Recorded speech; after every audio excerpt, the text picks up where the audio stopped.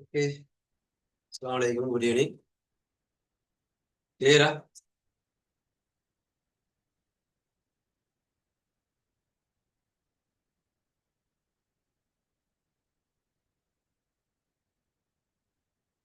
Sound video எல்லாம் clear?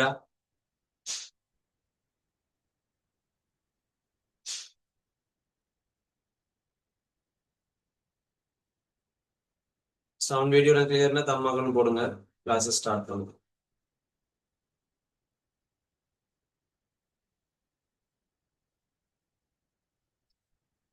ஒன்றும் காணும்.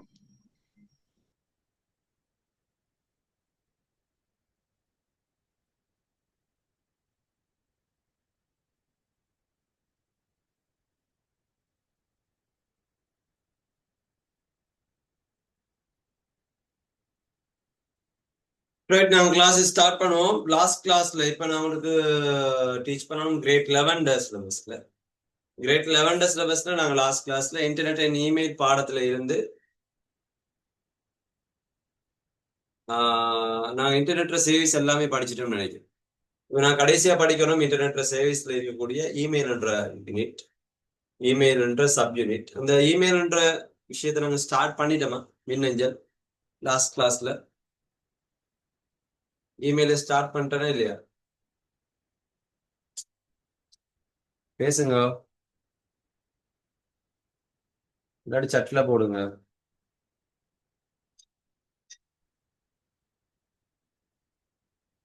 பேசுங்க இல்லாட்டி சட்ல போடுங்க.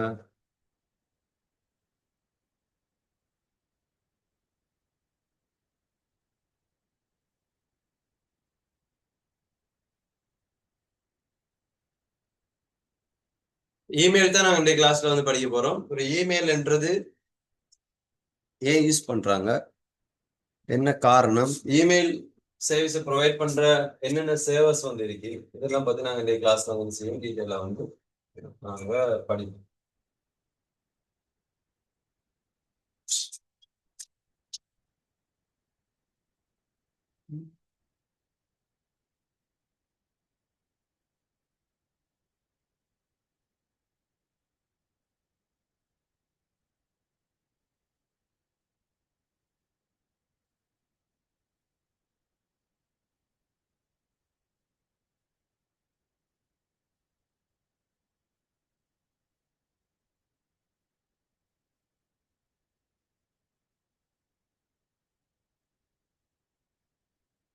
இப்ப இன்றைய காலத்துல நாங்க ஒரு ஒரு விஷயம் ஒண்ணு நாங்க ஒருத்தட்ட எங்கிட்ட ஒரு மெசேஜ் ஒன்று இருக்கின்றா, ஒரு ஃபைல் ஒன்று இருக்கின்றா, அந்த மெசேஜை ஃபைல நாங்க ஒருத்தட்ட சென்ட் பண்றதுக்கு நாங்க ஈஸியா யூஸ் பண்றோம் மொபைல் போன்.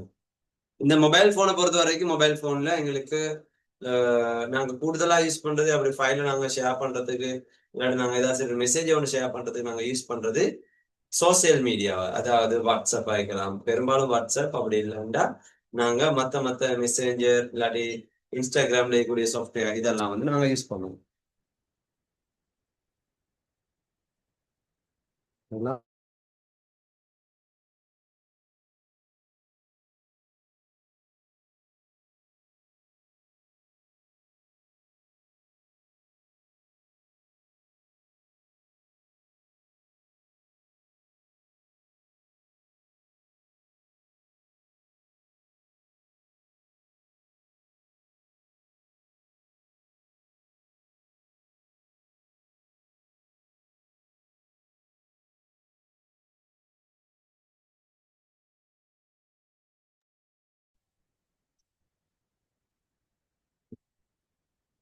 ரைட், அப்ப இப்படி நாங்க மெசேஜ் அனுப்புறதுக்கு நாங்க யூஸ் பண்றோம்.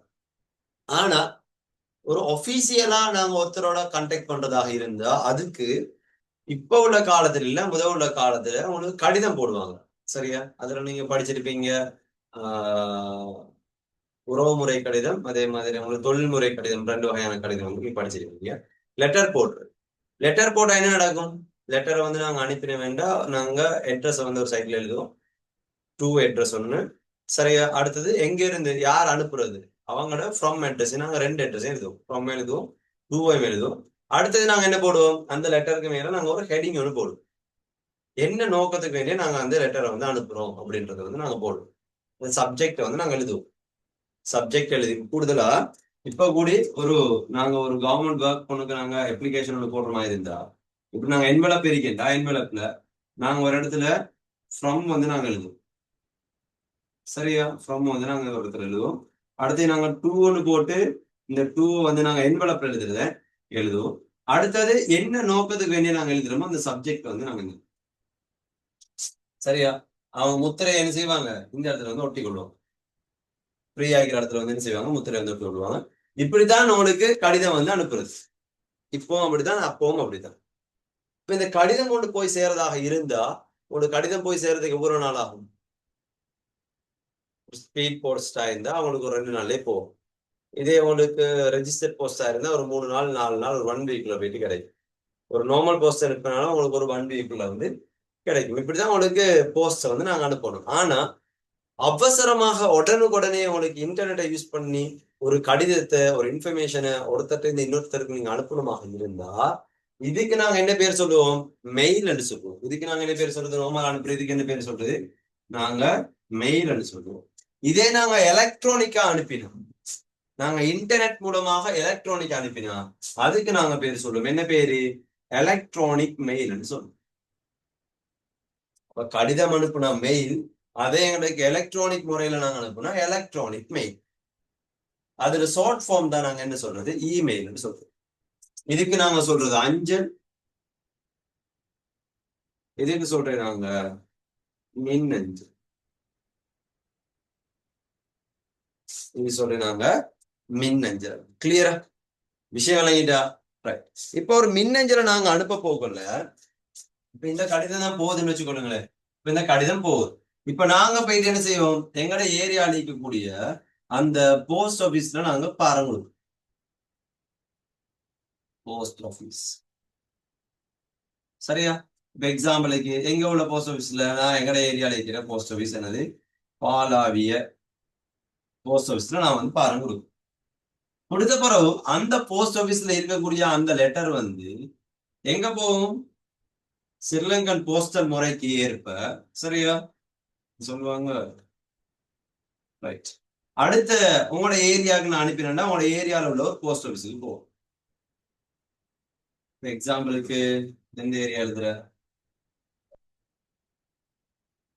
நாங்க புலனர் எழுதுவோம்.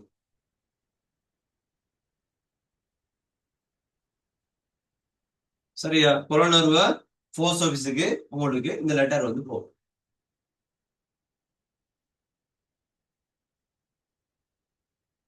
இது என்ன முறை மூலமாக போகுது? ஸ்ரீலங்காட என்ன என்ன ஒரு நெறிமுறையை பயன்படுத்தி என்ன முறையில் இது உங்களுக்கு போகுது? ஸ்ரீலங்கால உங்களுக்கு போஸ்ட் டிபார்ட்மெண்ட்டுடைய அந்த வழிமுறைகளை பின்பற்றி அவங்க வந்து என்ன செய்வாங்க? அதை பிரிச்சு உங்களுக்கு அனுப்புவாங்க. இதுதானே உங்களுக்கு அனுப்புறது. அப்ப கடிதத்துல போட்டிருக்கும் என்ன நோக்கத்துக்கு என்ன இந்த கடிதம் போய்க்கன்னு உங்களுக்கு நோக்கம் வந்து போட்டிருக்கும். யாருக்கு யார் அனுப்புறதுன்னு போட்டிருக்கும், யாருக்கு அனுப்புறதுன்னு போட்டிருக்கும். இந்த மாதிரி விஷயங்களை நாங்க என்ன செய்வோம்? நாங்க வந்து போஸ்ட் பண்ணி அனுப்புவோம். இது வந்து ஒரு நார்மலா போற ஒரு போஸ்ட்ல மெத்தட். ஆனா இந்த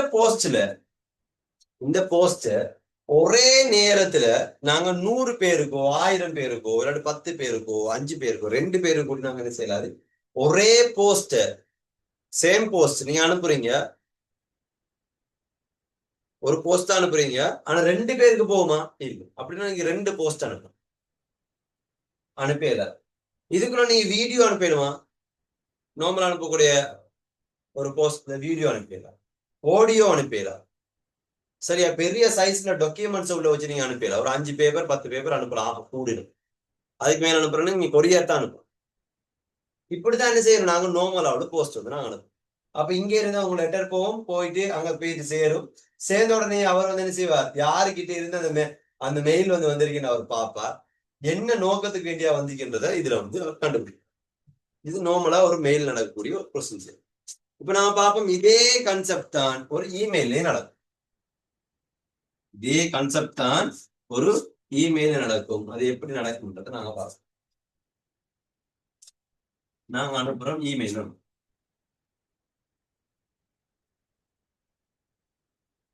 சரியா? இமெயில். இந்த இமெயிலை பொறுத்த வரைக்கும் இமெயிலுக்குள்ள நீங்க போனீங்களா இருந்தா அதுல உங்களுக்கு இருக்கும் உண்டு இன்பாக்ஸ் இருக்கு. சரியா? இந்த இன்பாக்ஸ்ல என்ன இருக்கும்? உங்களுக்கு வரக்கூடிய இமெயில் எல்லாம் இதுல இருக்கும். உங்களுக்கு இந்த இன்பாக்ஸ்ல இருக்கும். வீட்டுல இருக்கக்கூடிய அந்த தபால் பெட்டி மாதிரி அதுக்குள்ள உங்களுக்கு வரக்கூடிய உங்க வீட்டுக்கு வரக்கூடிய கடிதங்கள் எல்லாம் எங்க இருக்கும்? இந்த இன்பாக்ஸ்ல வந்து இருக்கு. நீங்க அனுப்பின அந்த இமெயில் எல்லாம் சென்ட் பாக்ஸ்ல வந்து இருக்கு. நீங்க அனுப்பினதெல்லாம் எதுல இருக்கும்? உங்களுக்கு சென்ட் பாக்ஸ்ல இருக்கும். உங்களுக்கு கிடைக்கப்பட்டதெல்லாம் என்ன இருக்கும்? இன்பாக்ஸ்ல வந்து இருக்கு. அடுத்தது இது இல்லாம நீங்க லெட்டரை வந்து எழுதிட்டீங்க. ஆனா எழுதின லெட்டர் என்ன செய்யல? யாருக்கும் அனுப்ப இல்லை. லெட்டர் வந்து எழுதிட்டீங்க. ஆனா எழுதின லெட்டர் என்ன செய்யல? யாருக்கு அனுப்பலைண்டா அந்த லெட்டர் உங்களுக்கு டிராஃப்ட்ல இருக்கு. டிராஃப்ட்னு ஒரு ஃபோல்டர் இருக்கும். இந்த டிராஃப்ட்ன்ற ஃபோல்டர்ல என்ன இருக்கும்? நீங்க எழுதி ஆனா அழிக்காத அந்த ஃபைல் வந்து இருக்கு. சரி, அனுப்பாத அந்த இமெயில் வந்து இருக்கு. இது இல்லாம உங்களுக்கு நீங்க அழிச்சீங்களாக இருந்தா, ஏதாச்சும் ஒரு இமெயில் நீங்க அழிக்கிறீங்களா இருந்தா, அழிக்கிற இமெயில் வந்து ட்ராஷ்ன்னு சொல்லி உங்களுக்கு ட்ராஷ்ன்னு சொல்லக்கூடிய ஃபோல்டர்ல வந்து இருக்கு. ட்ராஷ் என்ற ஃபோல்டர்ல என்ன இருக்கும்? அழிக்கப்பட்ட இமெயில்கள் வந்து இருக்கு. இதை நீங்க அனுப்பி அழிச்சதா இருக்கலாம், இல்லாட்டி உங்களுக்கு வந்ததை நீங்க அழிச்சதா இருக்கலாம். இது எல்லாம் அழித்தது எல்லாமே எதுல இருக்கும்? இந்த ட்ராஷ் என்ற ஃபோல்டர்ல வந்து இருக்கு. இது இல்லாம உங்களுக்கு ஸ்பாம் சொல்லி ஒரு ஃபோல்டர் இருக்கு. சரி, என்ன ஃபோல்டர்? ஸ்பாம் ஃபோல்டர் இருக்கு. இந்த ஸ்பாம்ன்ற ஃபோல்டர்ல என்ன இருக்கும்டா, உங்களுக்கு இமெயில் வருது, ஆனா தேவையில்லாத ஒருத்தர் வந்து இமெயில் அனுப்புறார். ஆனா தேவையில்லாத ஒருத்தர் இமெயில் அனுப்புறார். உங்களுக்கு புதுசா ஒரு மனுஷன் வந்து இமெயில் அனுப்புறார். இல்லாட்டி ஏதாச்சும் ஒரு கம்பெனில இருந்து சும்மா தேவையில்லாம உங்களுக்கு இமெயில் அனுப்புறாங்க. அப்படி இல்லாட்டி உங்களுக்கு அந்த இமெயிலுக்குள்ள நீங்க என்ன செய்யறாங்க அனுப்புறவங்க உங்களுக்கு வைரஸ் எல்லாம் போட்டு அனுப்புறாங்க. இப்படி தேவையில்லாத இமெயில் வாரதுன்றத நாங்க ஓபன் பண்ணி கண்டுபிடிக்காம எங்கட இமெயில் சேவரிக்கு தானே.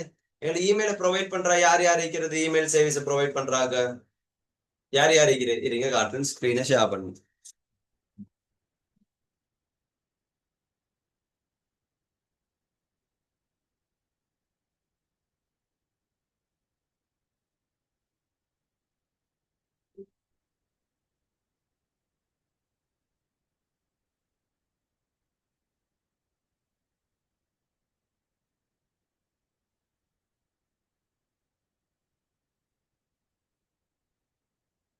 Email service provide. பாருங்க, இதெல்லாம் வந்து எங்களுக்கு இமெயில் சர்வீஸை ப்ரொவைட் பண்ணக்கூடிய அந்தந்த நிறுவனங்கள். இதில் நாங்க கூடுதலாக யூஸ் பண்றது என்ன இமெயில? இந்த ஜிமெயில் சொல்லக்கூடிய இந்த இமெயில வேணும்டா எழுதி கொள்ளுங்க. சரியா? இமெயில் சர்வீஸ் ப்ரொவைடர்ஸ் சொல்லி போட்டுட்டு யார் யார் இருக்கிறவங்களுக்கு இதுல இருக்கக்கூடிய ஜிமெயில் எழுதி கொள்ளுங்க. அதுக்கப்புறம் ஜோஹோ இமெயில் இருக்கு, அவுட்லுக் இருக்குது மைக்ரோசாஃப்ட் கம்பெனியில, ஆப்பிள் இமெயில் இருக்குது இது வந்து உங்களுக்கு ஆப்பிள் கம்பெனியில, யாஹூ மெயில் இருக்கு. இந்த மாதிரி நிறைய இமெயில் சர்வீஸ் ப்ரொவைடர்ஸ் வந்து இருக்கிறாங்க. இதுல ஃப்ரீயா கிடைக்கக்கூடியது பாப்போம். Free email service providers. இதெல்லாம் உங்களுக்கு ஃப்ரீயா இமெயில் அனுப்புறதுக்கு வேண்டிய இருக்கக்கூடிய இமெயில் சர்வீஸ் ப்ரொவைடர்ஸ். இதுல எல்லாம் நீங்க என்ன செய்யலாம்? உங்களுக்கு ஃப்ரீயா போயிட்டு இமெயில் அக்கௌண்ட்ஸ் வந்து கிரியேட் பண்ணிடலாம். ஃப்ரீயா போயிட்டு என்ன செய்யலாம்? இமெயில் அக்கௌண்ட்ஸ் உங்களுக்கு கிரியேட் பண்ணிடலாம். ரைட். இப்போ எக்ஸாம்பிளுக்கு இதுல நான் ஜிமெயிலுக்குள்ள போயிட்டு அந்த ஜிமெயிலுக்குள்ள நான் இவ்வளவு நேரம் சொல்லி தந்த விஷயம் எப்படி இருக்குன்னு சொல்லி உங்களுக்கு காட்டுறேன்.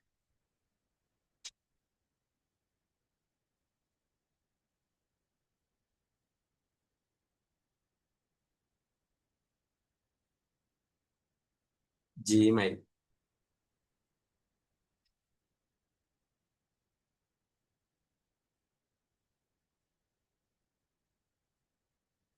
ரைட். இது நான் ஒரு காமன் பர்பஸுக்கு வேண்டியா யூஸ் பண்றக்கூடிய எந்த இமெயில் அட்ரஸ் தான் இது. எப்பவுமே உங்களுக்கு ரெண்டு இமெயில் இருக்கணும். சரியா? ரைட். பாருங்க இதுல இதான் இந்த இமெயில் பாக்ஸ், இமெயில் உள்ளுக்கு இருக்கக்கூடிய பகுதி. இதுல பாருங்க, நான் ஜூம் பண்ணி உங்களுக்கு காட்டுறேன். இதுல உங்களுக்கு நான் சொன்ன மாதிரி இதுல பாருங்க என்ன இருக்கு, இன்பாக்ஸ் இருக்கு, இருக்கா இல்லையா? இன்பாக்ஸ் என்ன இருக்கு, உங்களுக்கு வந்த இமெயில் எல்லாம் இந்த இன்பாக்ஸ்க்குள்ள இருக்கு. இந்த இருக்கு, இதெல்லாம் எனக்கு வந்த இமெயில் வந்து உங்களுக்கு இதுல காட்டு. அடுத்தது உங்களுக்கு ஸ்டார்னு ஒன்று இருக்கும். இதுல நீங்க ஸ்டார் பண்ணி அந்த வாட்ஸ்அப்ல ஸ்டார் பண்ற மாதிரி இதெல்லாம் உங்களுக்கு எக்ஸாம்ல கேட்டு வராது. உங்களுக்கு மெயின் ஆயிக்கிறது இன்பாக்ஸ்னு ஒரு பாக்ஸ் ஒன்று இருக்கும்.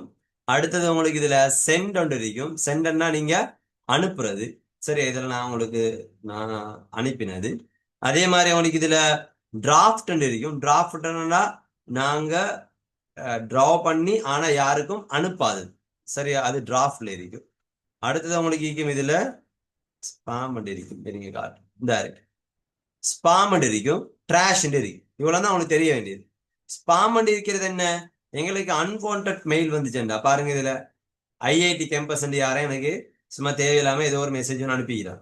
அப்ப இதை ஒட்டோவா இந்த இமெயில் சேவர் இது ஒரு தேவையில்லாத இமெயில் என்று கருதி இது ஒரு ப்ரொமோஷன் தான் வந்திருக்கு அனுப்பிக்கிறான்.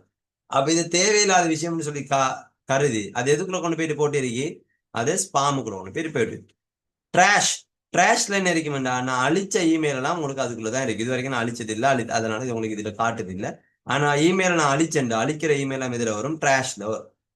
இது இல்லாம நான் ஒரு இமெயில் அனுப்ப போறேன்டா, இமெயில் அனுப்புறதுக்கு நாங்க யூஸ் பண்ணணும் இங்க இருக்கக்கூடிய கம்போஸ் ஒன்று இருக்கு பாருங்க. இந்த மேல இருக்கு ஒயிட் கலர்ல இருக்கா.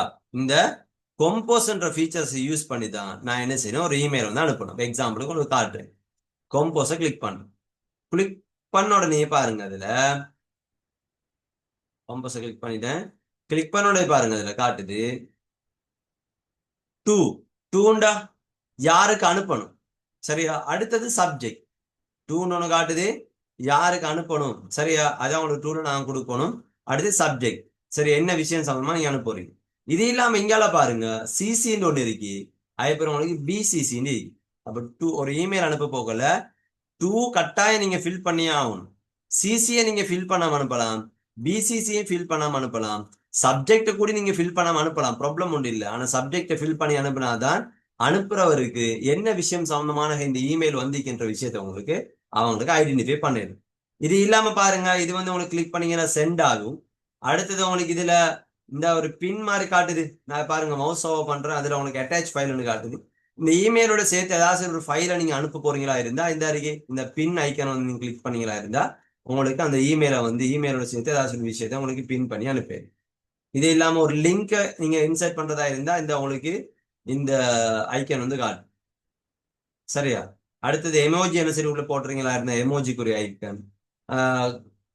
கூகுள் டிரைவ்ல இருந்து நீங்க ஒரு ஃபைலை கொண்டு வந்து போடுறீங்களா இருந்த இந்த கூகுள் டிரைவ் ஐக்கன். அடுத்து நீங்க ஒரு போட்டோ ஒன்று உள்ள கொண்டு வந்து போடுறீங்களா இருந்து இந்த இமேஜ் ஐக்கன். இந்த மாதிரி ஒவ்வொரு ஐக்கனை யூஸ் பண்ணி நீங்க என்ன செய்யலாம், ஒரு விஷயத்தை உள்ள கொண்டு வந்து நீங்க போடையே. ரைட், இதுல நாங்க மெயினா படிக்க வேண்டியது இந்த டூண்டா என்ன, சிசிண்டா என்ன, பிசிசிண்டா என்ன, அதே மாதிரி உங்களுக்கு சப்ஜெக்ட் என்னன்றதை பத்தி தான் படிக்கணும். சப்ஜெக்ட் என்னன்றதை பத்தி சொல்லி தந்துட்டேன். இப்ப மிச்ச 3 விஷயத்தையும் பத்தி நான் உங்களுக்கு கிளியரா வந்து எக்ஸ்பிளைன் பண்றேன். ரைட், உங்களோட இமெயில்ட ஃப்ரண்ட் எப்படி இருக்குன்னு விளங்கிட்டா? இது வரைக்கும் சொல்லி தந்த விஷயம் ஓகேயா? ஓகேன்னா அவன் தம்மா கொண்டு போடுங்க. அப்படியே ஸ்கிரீன் ஷேர் அப்படியே ஸ்கிப் பண்ணிட்டு அங்கே போறதுக்கு.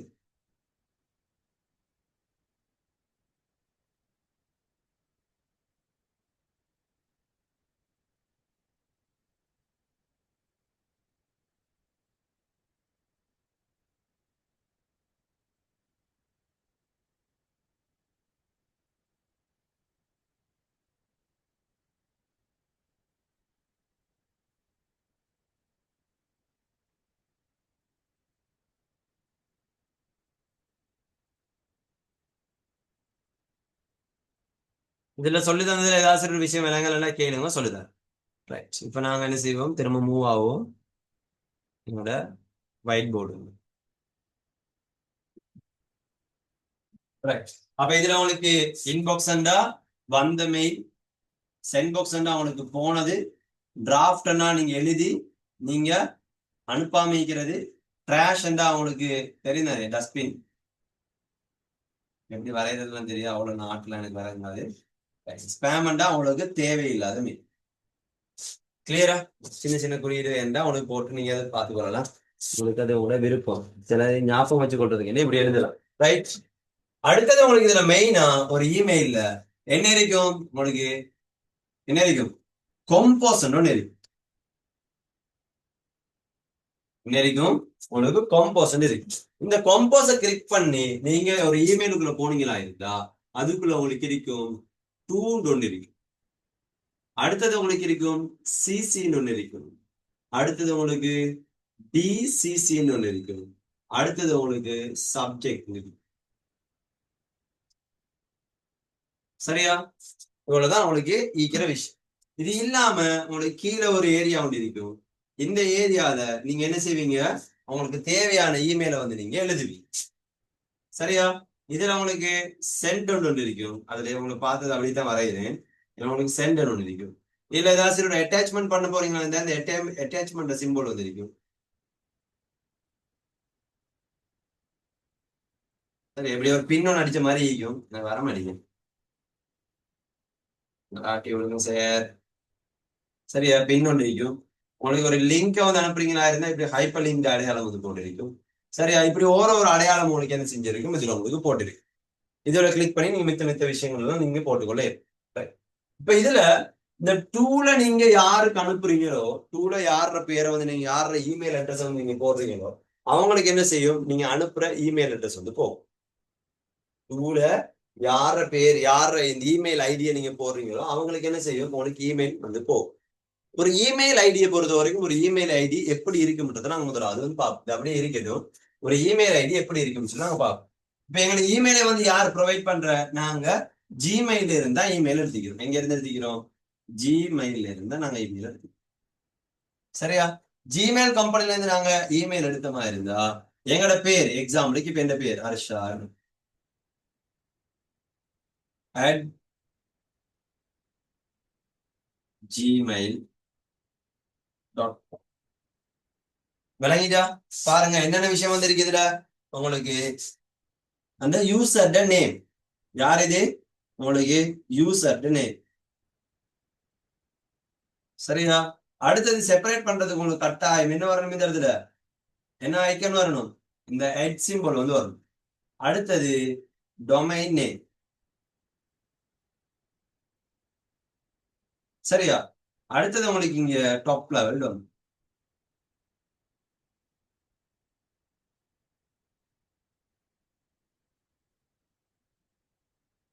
டொமைன் இருக்கணும். அப்புறம் உங்களுக்கு என்ன இருக்கணும்?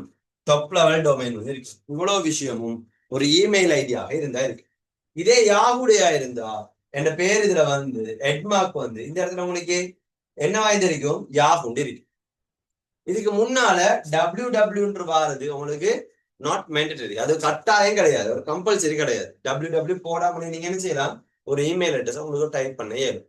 ஆனா ஒரு இமெயில் அட்ரஸ் இருந்தா நான் எழுதிக்கிற இவ்வளவு விஷயமும் கட்டாயம் இருக்கும். மினிமம் இது அவ்வளவு இருக்கு. அந்த யூசர் நேம் இருக்கணும். அடுத்தது ஒரு ஹெட் சிம்போல் இருக்கணும். அடுத்தது உங்களுக்கு அந்த டொமைன் நேம், அது உங்களுக்கு யார் அந்த இமெயில் சர்வீஸ் ப்ரொவைட் பண்றாங்களோ அவங்களோட அந்த கம்பெனியோட பேர் வந்து உங்களுக்கு இருக்கணும். அதுக்கப்புறம் டாட் காம்ன்றது, அதுக்கப்புறம் உங்களுக்கு டாப் லெவல் டொமைன் நேம் வந்து இருக்கும். இது உங்களுக்கு ஒரு இமெயிலுக்கு வேண்டிய பேசிக்கான விஷயம். ஒரு இமெயில்ல இந்த இடத்துல நீங்க இப்ப இந்த அர்ஷார் பேர்ல நான் வந்து ஒரு இமெயில் அட்ரஸ் வந்து நான் கிரியேட் பண்ணிட்டேன்டா, இன்னொருத்தருக்கும் எந்த பேர்லயே அர்ஷார் என்ற பேர்ல என்ன செய்யறாது? ஒரு இமெயில் அட்ரஸ் வந்து கிரியேட் பண்ணிடலாம். இந்த இமெயில் அட்ரஸ்ன்றது என்ன? யூனிக்கான. ஒருத்தருக்கு அந்த இமெயில் அட்ரஸ் கொடுத்துட்டாங்கடா, அதே இமெயில் அட்ரஸ் இன்னொருத்தருக்கு என்ன செய்ய மாட்டாங்க? கொடுக்க மாட்டாங்க. ஒருத்தருக்கு ஒரு இமெயில் அட்ரஸ் கொடுத்துட்டாங்கன்னா அதே இமெயில் என்ன செய்ய மாட்டாங்க? இன்னொருத்தருக்கு கொடுக்க மாட்டாங்க. கிளியரா? சரி, அப்ப அடுத்தவர் கிரியேட் பண்ணக்குள்ள எப்படி கிரியேட் பண்ணுவார்? இப்ப அர்ஷார நீக்கிறதோட சேர்த்து அவர் அவருடைய இனிஷியலை சேர்த்து அவர் கிரியேட் பண்ணணும் இல்லையா? இல்லாட்டி அவருடைய வாப்பட பேரை சேர்த்து அவர் கிரியேட் பண்ணிடும். இவாட்டி அவர்ட பிறந்த அவர்ட பிறந்த அந்த டேட் ஆஃப் பர்த் இயருக்கு தானே அந்த இயரை போட்டு அவர் கிரியேட் பண்ணணும். இல்லாட்டி அவர்ட பிடிச்ச நம்பர் ஒன்று போட்டு கிரியேட் பண்ணணும். இப்படி வேற ஏதாவது சில திங்ஸை சேர்த்து தான் அவர் கிரியேட் பண்ணலுமே தவிர அவர் என்ன செய்யலாது? அவரு அதே பேர்ல இன்னொருத்தருக்கு அந்த இமெயில் அட்ரஸ் கொடுக்க இயலாது. ஒரு இமெயில் அட்ரஸ்ன்றது ஒருத்தருக்கு ஒரு முறை தான் கிடைக்கும்.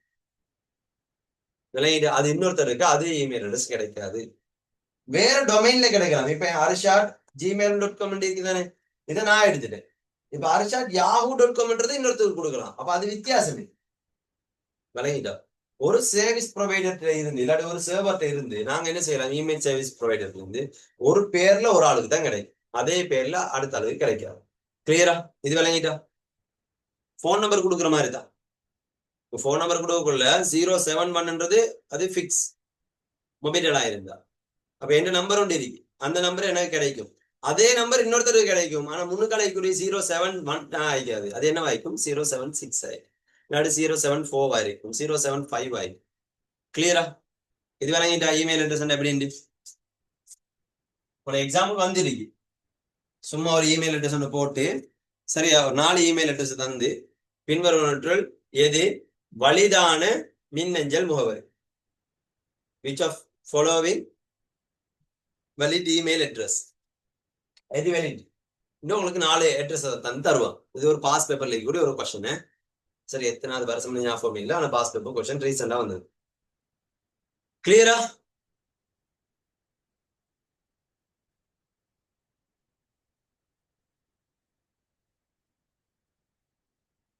ஏன்னா பேப்பர் கிளாஸுக்கு வர உற்சாகம் வருது இல்ல, இந்த கிளாஸுக்கு தியரி கிளாஸ்ண்டா அதுதான் வரணும், தம்மாக்கு வரணும், வந்தாதான் கிளாஸ்ல ஆக்டிவ் ஆகிறேன்னு அர்த்தம்.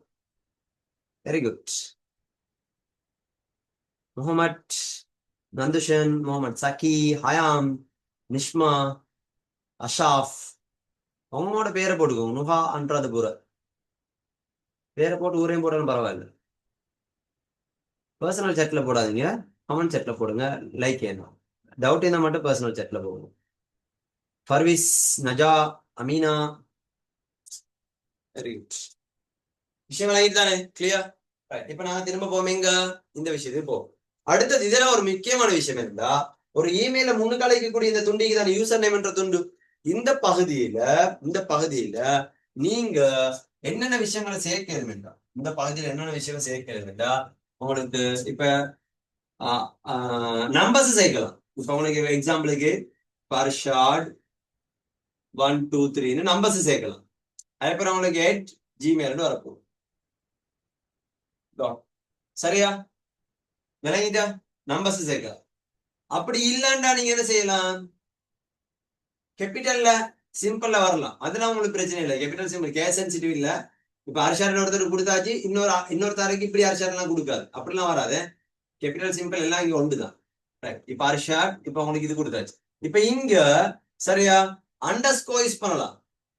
நல்லா கவனிச்சு கொடுங்க, உங்களுக்கு யூஸ் பண்ணக்கூடிய சிம்பிள் வந்து அண்டர் ஸ்கோர் யூஸ் பண்ணலாம். அண்டர் ஸ்கோர்டா கீழ்கோடு பயன்படுத்தியலும், கீழ்கோடு பயன்படுத்தியலும், டொட் வந்து பயன்படுத்தியலும், கீழ்கோடு பயன்படுத்தலாம், டொட் வந்து பயன்படுத்தலாம். இது தவிர்த்து மத்த குறியீடுகள்லாம் பயன்படுத்தலாம். இப்ப எக்ஸாம்பிளுக்கு இப்படி பயன்படுத்தலாம். இப்ப AR at short at Gmail எழுதலாம். விஷயம் வாங்கிட்டா பாருங்க, இதுல இந்த அறிக்கைதான் யூசர் நேம்டா. இந்த யூசர் நேமுக்குள்ள என்ன கொண்டு வந்து போட்டுக்கிறேன்னா, இங்க ஹெட் சிம்பிளை கொண்டு வந்து போட்டுக்கிறேன். இங்க ஹெட் சிம்பிளை கொண்டு வந்து போட இயலாது, டாலர் மார்க் போட இயலாது, என் மார்க் போட இயலாது. விளங்கிட்டா?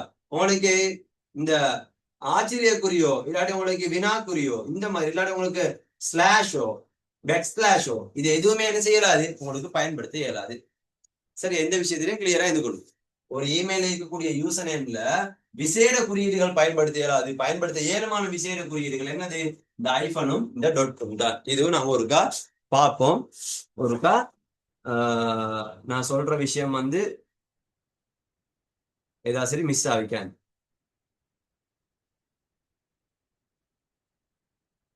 சரியா?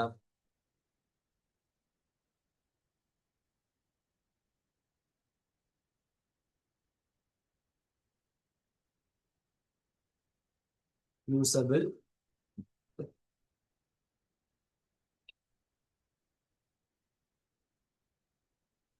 Special characters in email ID.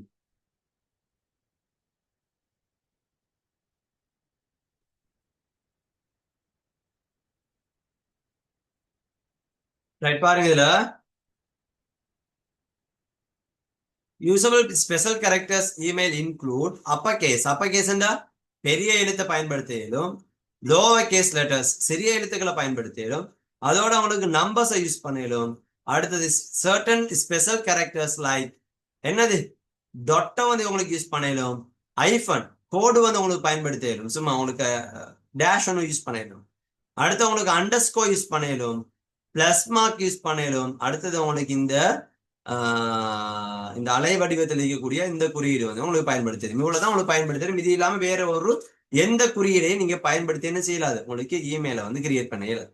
அப்ப நான் உங்களுக்கு சொல்லி தந்தேன் என்னது டொட்டும் அடுத்தது அண்டர்ஸ்கோர் தான். நான் டொட்டும் அண்டர்ஸ்கோரோட சேர்த்து உங்களுக்கு ஐஃபனை யூஸ் பண்ணிடும். அதோட பிளஸ் மார்க் அடுத்தது உங்களுக்கு இந்த அலை வடிவத்தில் இருக்கக்கூடிய குறியீடு இது அவ்வளோத்தையும் உங்களுக்கு என்ன செய்யலாம் ஒரு இமெயில் அட்ரஸ் வந்து பயன்படுத்தி. கிளியரா? சரியா? இப்ப இதுல நான் சொல்லி தந்ததுல கொஞ்ச நேரம் தான் ஸ்கிரீனை ஷேர் பண்ணினேன், மிச்ச நேரம் ஷேர் பண்ணல அப்படின்டா நீங்க என்ன செய்யுங்க, திருப்பி நான் என்னத்தை டைப் பண்ணி இதை சர்ச் பண்ணணும் அதே விஷயத்த நீங்களும் டைப் பண்ணி நீங்களும் சர்ச் பண்ணி நீங்களும் என்ன செய்யுங்க, நீங்க வந்து பாருங்க. தேடி தேடி தானே படிக்கணும். சரியா? இல்லாட்டி ரெக்கார்டிங் உங்களுக்கு போடு, ரெக்கார்டிங் வந்து பாருங்க. லாஸ்ட் கிளாஸ்ல சின்ன எரர் ஒன்று நடந்துட்டு என்னண்டா, இப்ப நான் இமெயில் இந்த ஜூம் லிங்க் எடுக்கிற இடம் தானே அவங்களோட சேவர்ல ஏதோ பிரச்சனையாவி அந்த லாஸ்ட் கிளாஸஸ் ரெக்கார்டிங் வந்து அப்படி என்ன செஞ்சுட்டு உங்களுக்கு பிளாக் ஆயிடும். சரியா? அதனால நான் இன்றைக்கு இதை வந்து ஜூம் ரெக்கார்டிங் எந்த பர்சனல் பிசில தான் போட்டுக்கிறேன். இதுல இருந்து நான் உங்களுக்கு கிளவுடுக்கு அப்லோட் பண்ணிட்டு அதே போல அந்த லிங்கை தான் உங்களுக்கு என்ன செய்யும் உங்களுக்கு ஷேர் பண்ணுவேன். விஷயம் விளங்கிட்டா? ஏன்டா அழிஞ்சிருது அங்க உள்ள ஃபைல், அப்படி அழிஞ்சிச்சுன்னா அவனுக்கு குறவு பாக்கல தானே. சரியா? அதனால இதுவரையும் படிச்சிருந்த அந்த விஷயம் எல்லாம் விளங்கிட்டா? லாஸ்ட் கிளாஸ்ல லிங்க் வந்து வேர் பண்ணதுல இருந்தா ஒன்னு ரெண்டு ஸ்டூடெண்ட்ஸ் வந்து சொன்னாங்க. ரைட்? கிளியர் தானே? இப்ப நான் பாப்போம் என்னது சிசியும் டிசிசியும் என்னதா நாங்களும் பார்ப்போம். இங்க அனுப்பிடுறது எங்களுக்கு பயன்படுத்த விதமான குறியீடு என்ன? டாட் யூஸ் பண்ணலாம், ஐஃபன் யூஸ் பண்ணலாம், அண்டர்ஸ்கோர் யூஸ் பண்ணலாம், பிளஸ் மார்க் யூஸ் பண்ணலும், அதுக்கப்புறம் இந்த அலை வடிவத்தில் இருக்கிற இந்த குறியீடு யூஸ் பண்ணலும். அடுத்து நாங்க கேபிட்டல் ஏல இருந்து ஜெட் வரைக்கும் யூஸ் பண்ணலாம், சிம்பிள் ஏல இருந்து ஜெட் வரைக்கும் யூஸ் பண்ணலும், அதோட சேர்த்து நாங்க 0ல இருந்து 9 வரைக்கும் யூஸ் பண்ணலாம். இவ்வளவு கேரக்டர்ஸ் தான் நாங்க ஒரு இமெயில கிரியேட் பண்ணக்குள்ள நாங்க யூஸ் பண்ண இயலுமான கேரக்டர்ஸ். இது இல்லாம வேற கேரக்டர்ஸ் நாங்க என்ன செய்யலாது நாங்க யூஸ் பண்ண இயல.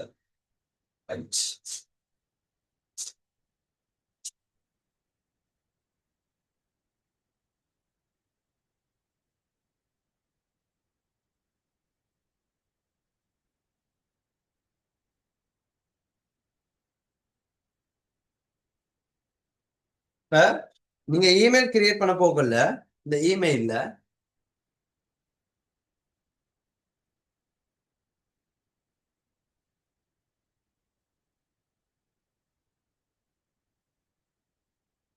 அப்துல் ரஹ்மானுக்கு சரியான அவசரம் போல.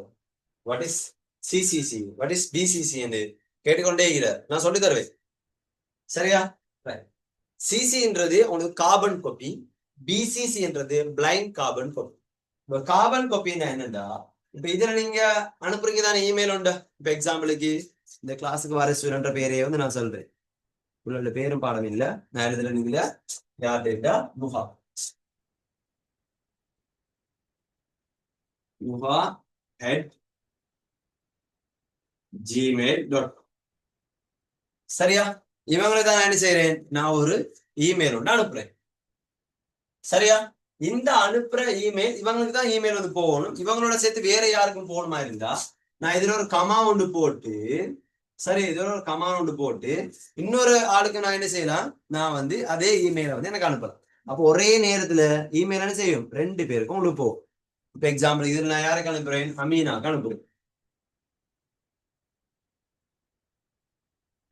yahoo.com. சரியா? ஒரே நேரத்துல என்ன செய்யறேன், 2 பேருக்கு அந்த இமெயில் வந்து நான் அனுப்புறேன். இது அனுப்புறது இவங்களுக்கு தான் மெயினா போகணும். ஆனா இதுல கொப்பி உண்டு, இந்த இமெயில கொப்பி உண்டு உங்களுக்கு வேற யாருக்கோ அனுப்ப வேண்டிய தேவை உண்டு இருக்கு.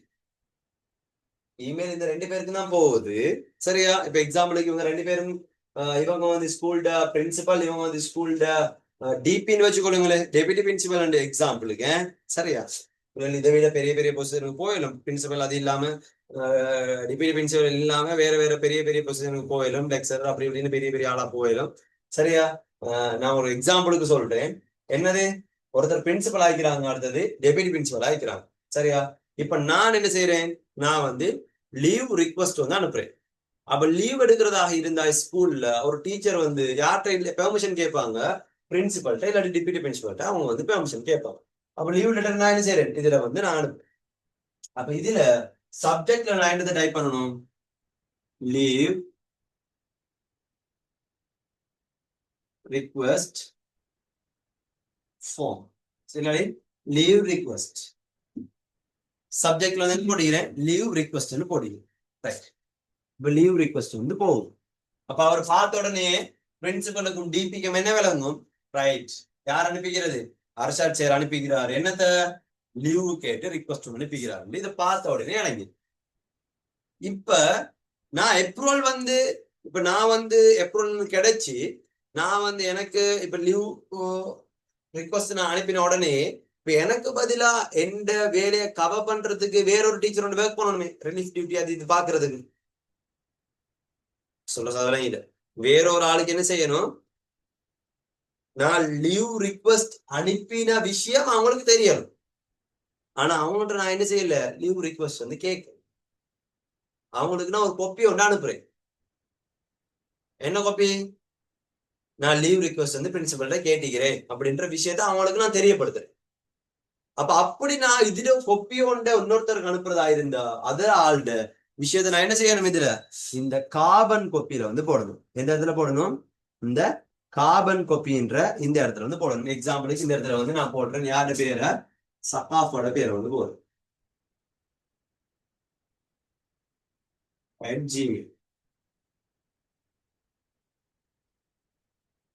அப்ப யாருக்கு கார்பன் காப்பி போகும், சகாஃபாக்கு கார்பன் காப்பி வந்து போகும்.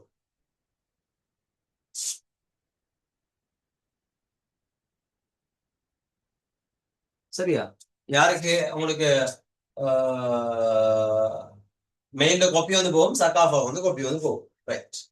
இப்ப அடுத்தது நான் இப்ப இந்த சகாஃபாக்கு தெரியும், என்ன தெரியும், யாருக்கு இந்த சகாஃபா டீச்சருக்கு தெரியும் யாருக்கு இந்த இமெயில் வந்து மெயினா அனுப்பப்பட்டிருக்கு. யாருக்கு அனுப்பப்பட்டிருக்கு, நுஹா பிரின்சிபலுக்கு அனுப்பப்பட்டிருக்கு, ஆமினா டிப்யூட்டி பிரின்சிபலுக்கு அனுப்பப்பட்டிருக்கிற விஷயம் யாருக்கு தெரியும், சகாஃபாக்கு தெரியும். ரைட். இப்ப அடுத்தது நான் அனுப்பணும், இவங்களுக்கு அனுப்பின அதே இமெயில் இன்னொருத்தருக்கு போகணும். சரியா? இவங்களுக்கு அனுப்பின இமெயில் இன்னொருத்தருக்கு போகணும். ஆனா இவருக்கு விஷயம் போனது வேற யாருக்கும் தெரியக்கூடாது.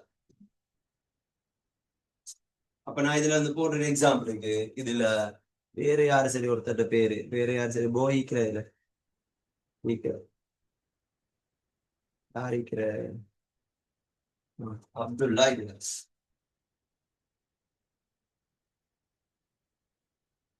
அப்துல்லா அட் ஜிமெயில் அப்துல்லா@gmail.com நான் என்ன செஞ்சுக்கிறேன், இதுல பிளைண்ட் கார்பன் காப்பி ஒன்று அனுப்பிக்கிறேன். நல்லா விலையை கொள்ளுங்க. சரியா? இப்ப இதுல இந்த சிசில உள்ளவருக்கு டூல யாருக்கு லெட்டர் போய்கின்ற விஷயம் தெரியும்.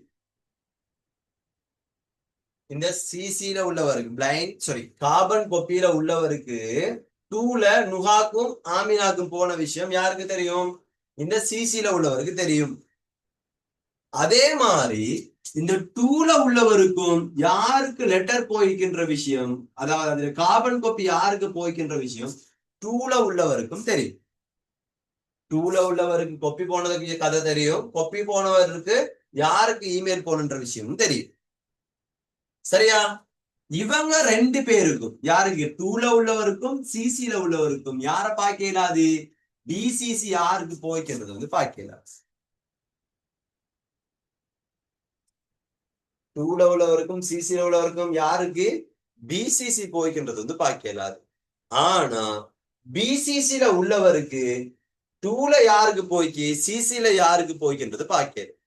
நல்லா விளங்கி கொடுங்க. சரியா? சிசின்றது பிளைண்ட் கார்பன் காப்பி. பிளைண்ட் என்ன, ஒரு மறைக்கப்பட்ட உங்களுக்கு பிளைண்ட்னு சொல்றது ஒன்று மறைஞ்சிருந்துச்சு பிளைண்டா ஒன்று ஒன்று ஒன்று உங்களுக்கு விளங்காம இருந்துச்சுன்னா அதுக்குத்தான் என்ன பேரு பிளைண்ட். ஒரு எக்ஸாம்பிளுக்கு நீங்க அந்த படத்துல வடிவ ஜோக்கள் எல்லாம் பாக்குற மாதிரி கார்ல இந்த கண்ணாடி உண்டு உங்களுக்கு வசத்துக்கே உள்ளுக்கு விற்கிற ஆக்களுக்கு என்ன செய்யாது, வெளியே இருக்கிற எல்லாம் விளங்கும். ஆனா வெளியே இருக்கிற ஆக்களுக்கு என்ன செய்யாது, உள்ளுக்கு இருக்கிற ஆக்கள் வந்து உங்களுக்கு விளங்காது. ஆரோட்ல சரியா பிளைண்ட் கிளாஸ் வந்து போட்டிருந்தா அந்த பிளைண்ட் கிளாஸ்ல சரியா உள்ளுக்கு இருக்கிற ஆக்களுக்கு வெளியால யாரு போறாங்க யாரு வராங்க எல்லா விஷயத்தையும் அவங்க பார்த்து கொண்டு இருப்பாங்க. ஆனா வெளியால உள்ள ஆக்களுக்கு காருக்குள்ள யார் இருக்கிறாங்கன்றது விளங்காது. இது சொல்லுவாங்க பிளைண்ட் கிளாஸ்ன்னு சொல்லுவாங்க. அதே மாதிரிதான் நீங்க blind carbon copy. Blind carbon காப்பியில போனவருக்கு அவருக்கு பாக்கலும் சிசில யாருக்கு போய்க்கு டூல யாருக்கு போய்க்குன்னு பாக்கலும். ஆனா பிளைண்ட் கார்பன் காப்பி போனது யாருக்குன்றத டூஓ சிசியோ பாக்கலாம். கிளியரா விஷயம் விளங்கிட்டா? இமெயில் விளங்கிச்சா?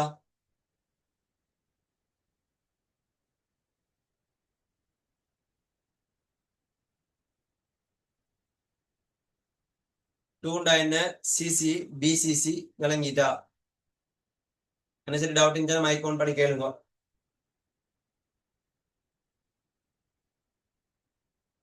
இது உங்களுக்கு 2 இயர்ஸுக்கு ஒரு முறை, 2 வருஷத்துக்கு ஒரு முறை என்ன செய்யும் உங்களுக்கு எக்ஸாம்ல இந்த இதுவா இருக்கும்.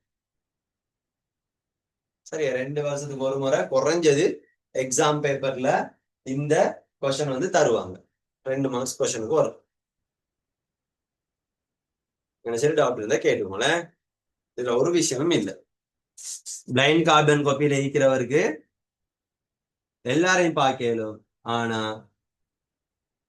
பிளைண்ட் கார்பன் காப்பி யாருக்கு போச்சுன்றத இவங்க 2 பேருக்கும் பார்க்கல. அவ்வளவுதான் விஷயம். விளங்கிட்டா அப்துல் ரஹ்மான்? அப்துல் ரஹ்மான் விளங்கிட்டா? மைக் ஆன் பண்ணி சொல்லுங்க. ரைட், உங்களுக்கு விளங்கிட்டேன்னு சார். பிளைண்ட் கார்பன் காப்பியில இருக்கிறவருக்கு இவங்க 2 பேருக்கும் போய்க்கிறத பார்க்கலும். ஆனா இவங்க 2 பேருக்கும் பிளைண்ட் கார்பன் காப்பியில போய்க்கிற யாருக்குன்னு விளங்காது. கிளியர்? ரைட். அப்ப இமெயில் வந்து எனக்கு முடிஞ்ச. இப்ப அடுத்தது நாம பார்க்க போறது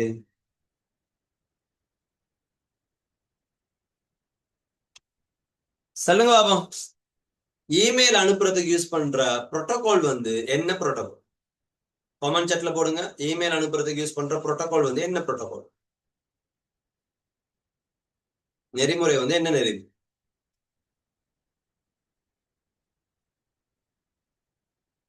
ஐசிஎம்பி யூஸ் பண்ற இமெயில் அனுப்புறதுக்கு இல்ல, அது இன்டர்நெட் கண்ட்ரோல் மெசேஜ் புரோட்டோகால். ஒரு இடத்துல இருந்து லாங் டிஸ்டன்ஸ்ல இருக்கக்கூடிய இன்னொரு கம்ப்யூட்டரை இன்னொரு டிவைஸை நாங்க கண்ட்ரோல் பண்றதுக்கு அங்க இருக்கக்கூடிய எரர் மெசேஜை ரிசீவ் பண்றதுக்கு யூஸ் பண்ணக்கூடிய புரோட்டோகால் தான் ஐசிஎம்பி புரோட்டோகால். ஐசிஎம்பி புரோட்டோகாலுக்கும் இமெயிலுக்கும் எந்த ஒரு சம்பந்தமும் இல்லை. இமெயில் அனுப்புறது எஸ்எம்டிபி என்ற protocol. Very good, very good. SMTP என்ற protocol. SMTP simple mail transfer protocol. SMTP simple mail transfer protocol. இந்த புரோட்டோகாலை யூஸ் பண்ணி தான் என்ன செய்வாங்க, உங்களுக்கு இமெயிலை வந்து அனுப்புவாங்க. கிளியரா? ரைட். இப்ப அடுத்தது நீங்க போடுங்க உங்களோட சட்ல எப்ப எப்ப உங்களுக்கு செகண்ட் டைம் எக்ஸாம் வந்து நடக்குது. ஏன்னா உங்களுக்கு செகண்ட் டைமுக்குரிய ரிவிஷன் ஒன்று பண்ணி நான் அனுப்பணும். அது நெக்ஸ்ட் கிளாஸ் பண்றதா இல்லாட்டி அதுக்கு அடுத்த கிளாஸ் பண்றதா இல்லாட்டி நாளைக்கே பண்றதான்ற விஷயத்த முடிவெடுக்கிறதுக்கு நீங்க போடுங்க பாபு.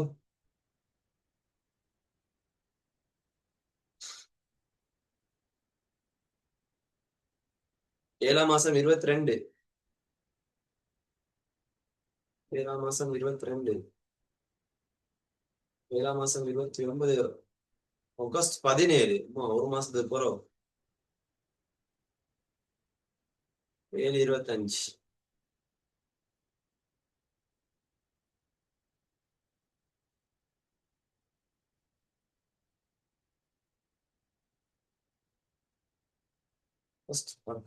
ஹயாம் நீங்க எந்த டிஸ்ட்ரிக்ட்?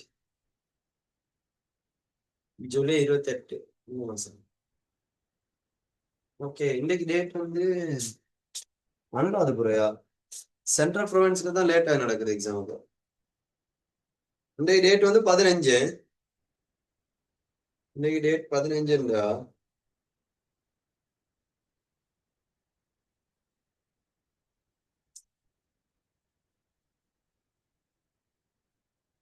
உங்களுக்கு எக்ஸாமுக்கு இன்னொரு ஒன். அப்ப நாங்க நாளை கிளாஸ்ல ஒரு டைம் பேப்பர் ஒன்று டிஸ்கஸ் பண்ணுவோம். சரியா? நாளை கிளாஸ்லயும் ஒரு டைம் பேப்பர் டிஸ்கஸ் பண்ணுவோம். நாளடைந்து கிளாஸ்லயும் உங்களுக்கு ஒரு டைம் பேப்பர் வந்து டிஸ்கஸ் பண்ணுவோம். நான் டைம் பேப்பர் டிஸ்கஸ் பண்ற 2 பேப்பருமே உங்களுக்கு இங்கிலீஷ் மீடியம் தமிழ் மீடியம் ரெண்டையுமே உங்களுக்கு உங்களோட குரூப்ல வந்து போடுறேன். இந்த மந்த்துக்கு நான் அனுப்ப வேண்டிய பேப்பர் அந்த பேப்பர் வந்து உங்களுக்கு இன்னொரு ஒரு 1 வீக்ல மாதிரி கிடைக்கும். இப்பதான் பேப்பர்லாம் ரெடி பண்ணி முடிச்சிருக்கு. உங்களுக்கு இன்னும் போஸ்ட் பண்ணி ஸ்டார்ட் பண்ணவே இல்லை. நேத்து இன்றைக்கு பேமெண்ட் பண்ணின புள்ளி எல்லாமே. அப்ப அவங்களுக்குரிய பேப்பர்ஸ் எல்லாத்தையும் நான் இன்ஷால்லா உங்களுக்கு இன்னொரு 2 டேஸ்ல மாதிரி நான் போஸ்ட் பண்ணுவேன். போஸ்ட் பண்ணினா உங்களுக்கு அந்த பேப்பர்ஸ் வந்து கிடைக்கும். அந்த பேப்பர்ஸை நாங்கள் இந்த மந்த்ல உங்க எக்ஸாம் முடிஞ்ச பிறகு அந்த பேப்பர்ஸ் வந்து நாங்கள் செய்வோம். அடுத்தது நாங்க நெக்ஸ்ட் மந்த்தும் அந்த பேப்பர்ஸ் வந்து அடுத்த மந்த்துக்குரிய பேப்பரை நான் அனுப்பும் வரைக்கும் அந்த பேப்பர்ஸ் வந்து செய்வோம். இன்னும் உங்களுக்கு கடைசி 6வது பேப்பர்ல மட்டும் ஒரு சின்ன பகுதியோடு இருக்கு.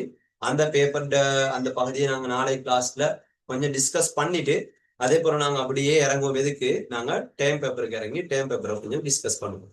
இது ஓகே இந்த ஐடியா? நம்மளோட காய்ச்சி பேசி தான் செய்யறேன். இல்ல வேணா சார் நீங்க சிலபஸையே கவர் பண்ணுங்க அப்படின்ற ஏதாவது சரி ஐடியா இருந்துச்சுன்னா சொல்லுங்க.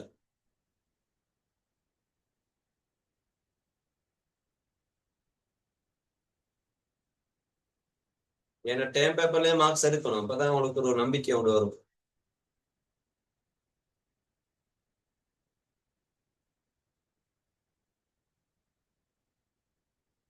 ரைட்.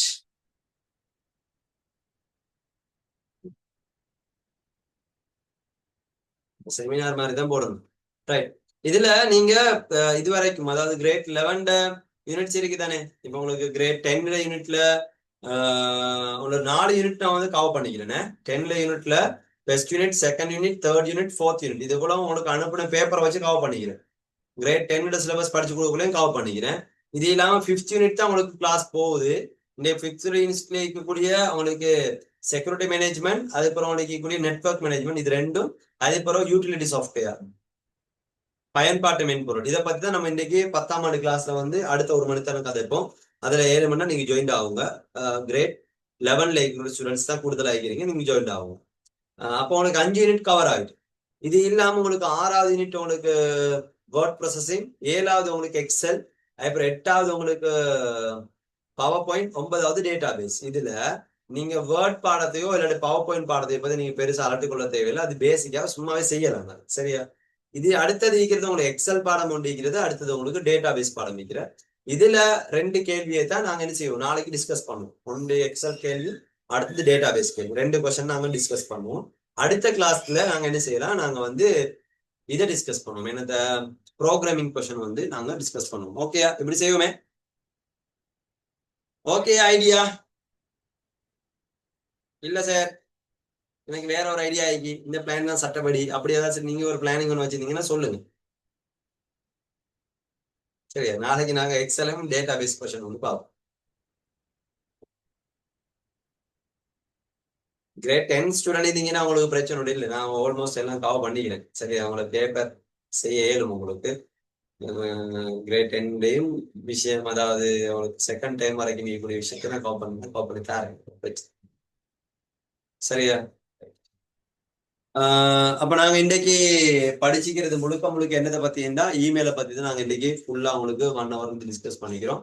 அடுத்தது நாங்க பார்ப்போம் இந்த யூனிட்ல கடைசி பகுதி கிளவுட் கம்ப்யூட்டிங், மேக கணினின்னா என்னன்னு சொல்லிட்டு நாங்க பார்ப்போம். அதை பார்த்து உங்களுக்கு கிளாஸ் முடிப்போம். அப்பதான் உங்களுக்கு இந்த யூனிட் வந்து ஃபுல்லா முடியும்.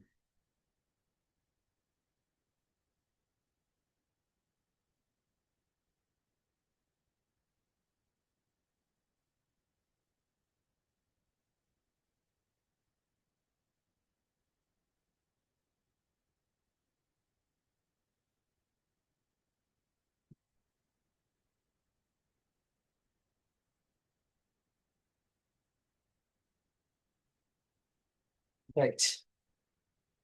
அப்ப இவ்வளவு நேரம் நான் பார்த்தது இந்த இமெயில் பாருங்க. இதை பார்த்தா உங்களுக்கு விளங்கும். யூசர் நேம் என்னன்னு சொல்லி தந்தேன், டொமைன் நேம் என்னன்னு சொல்லி தந்தேன், டாப் லெவல் டொமைன் நேம் இதெல்லாம் சொல்லி தந்தேன். ஒரு இமெயில் அனுப்புறதா இருந்தா டூண்டா என்ன, சிசிசிண்டா என்ன, அதுக்கப்புறம் பிசிசின்னா என்ன, சப்ஜெக்ட்னா என்னன்னு சொல்லி தந்தேன். அடுத்து பாருங்க, இதுல ஒரு அட்டாச்மெண்ட் அனுப்புறதா இருந்தா இந்த பின் மார்க்கை வச்சு தான் நாங்கள் அட்டாச்மெண்ட் அனுப்புவோம்னு சொல்லி உங்களுக்கு சொல்லி தந்தேன். பாருங்க இதுல 2 பிரைமரி அட்ரஸ் ஆல் கேன்சி எல்லாரும் பார்க்க இயலும். அதுக்கப்புறம் உங்களுக்கு சிசியில உள்ளதையும் எல்லாரும் பார்க்க இயலும். ஆனா பிசிசியில உள்ளது யாருமே பார்க்க இயலாது. இதுதான் உங்களுக்கு போட்டிக்கிறாங்க. அதுக்கப்புறம் உங்களுக்கு இன்பாக்ஸுக்குள்ள என்ன இருக்கும், டிராஃப்ட்ல என்ன இருக்கும், சென்ட்ல என்ன இருக்கும், ட்ராஷ்ல என்ன இருக்கும், ஸ்பாம்ல என்ன இருக்கும்ன்றதை பத்தி நாங்க சொல்லித்தரோம். சரியா? சென்டிங் இன்ஸ்டன்ட் மெசேஜ், ஒவ்வொருத்தருக்கு நான் தனி மெசேஜ் அனுப்புறதுக்கு ஸ்கைப் இப்ப இல்ல. சரியா? வைபர், வாட்ஸ்அப் இதெல்லாம் நாங்க யூஸ் பண்ணுவோம். வீடியோ கான்ஃபரன்ஸ் ஒன்று செய்யறதா இருந்தா இதான் நாங்க இப்ப பேசிக்கொண்டிருக்கிறது தான் வீடியோ கான்ஃபரன்ஸ். இந்த வீடியோ கான்ஃபரன்ஸ் ஒன்று செய்யறதாக இருந்தா எங்களுக்கு என்ன தேவைப்படும் சொல்லுங்க? ஒரு கம்ப்யூட்டர் தேவைப்படும், வெப் கேமரா தேவைப்படும், இன்டர்நெட் கனெக்ஷன் தேவைப்படும். அடுத்தது எங்களுக்கு அந்த வீடியோ கான்ஃபரன்ஸ் செய்யறதுக்கு தேவையான மென்பொருள் தேவைப்படும். விஷயம் விளங்கிட்டா? 4 விஷயம். என்னது? Web camera, computer, internet connection, அதுக்கப்புறம் கம்யூனிகேஷன் சாஃப்ட்வேர் தேவையான தொடர்பாடல் மென்பொருள் போடுங்களா சார்? சோசியல் மீடியா உங்களுக்கு தெரியும். சோசியல் மீடியாவில் உங்களுக்கு ஃபேஸ்புக், வாட்ஸ்அப், யூடியூப் உங்களுக்கு தேவையான கருத்துக்களை நீங்க பரிமாறத்துக்கு பயன்படுத்தக்கூடியதான் சோசியல் மீடியா. நாங்கள் அடுத்தே பார்க்க போறது இந்த கிளாஸ்ல கிளவுட் கம்ப்யூட்டிங், மேக கணினின்னா என்னன்னு சொல்லி நாங்கள் பார்ப்போம். ரைட், இவ்வளவுதான் நீக்கி. ஆனா இதுல இருந்து உங்களுக்கு கொஸ்டின்ஸ் வந்து வாருது. என்ன விஷயம் சொல்லி உங்களுக்கு சொல்லித்தாரு. ஸ்டாப் பண்ணிட்டு நாங்க இதை அழிச்சிட்டு அந்த விஷயத்தை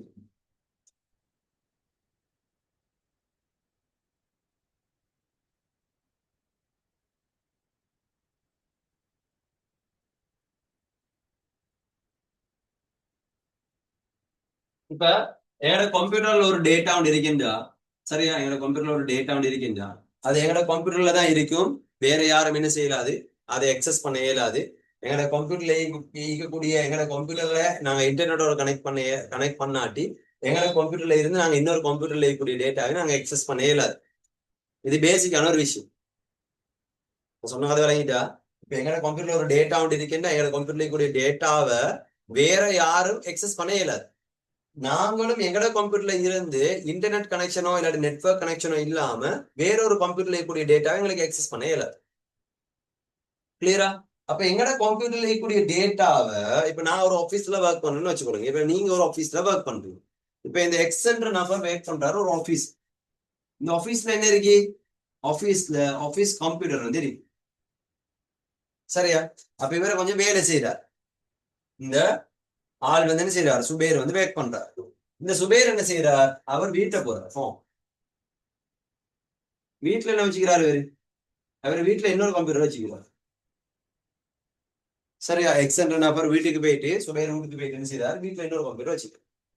இப்போ ஆபீஸ்ல வேலை எல்லாம் செஞ்சு முடிச்சு எல்லாம் செஞ்சுட்டு அவர் என்ன செஞ்சிட்டார்? ஃபைல் எல்லாத்தையும் சப்மிட் பண்ணிட்டு அவர் வந்துட்டார்.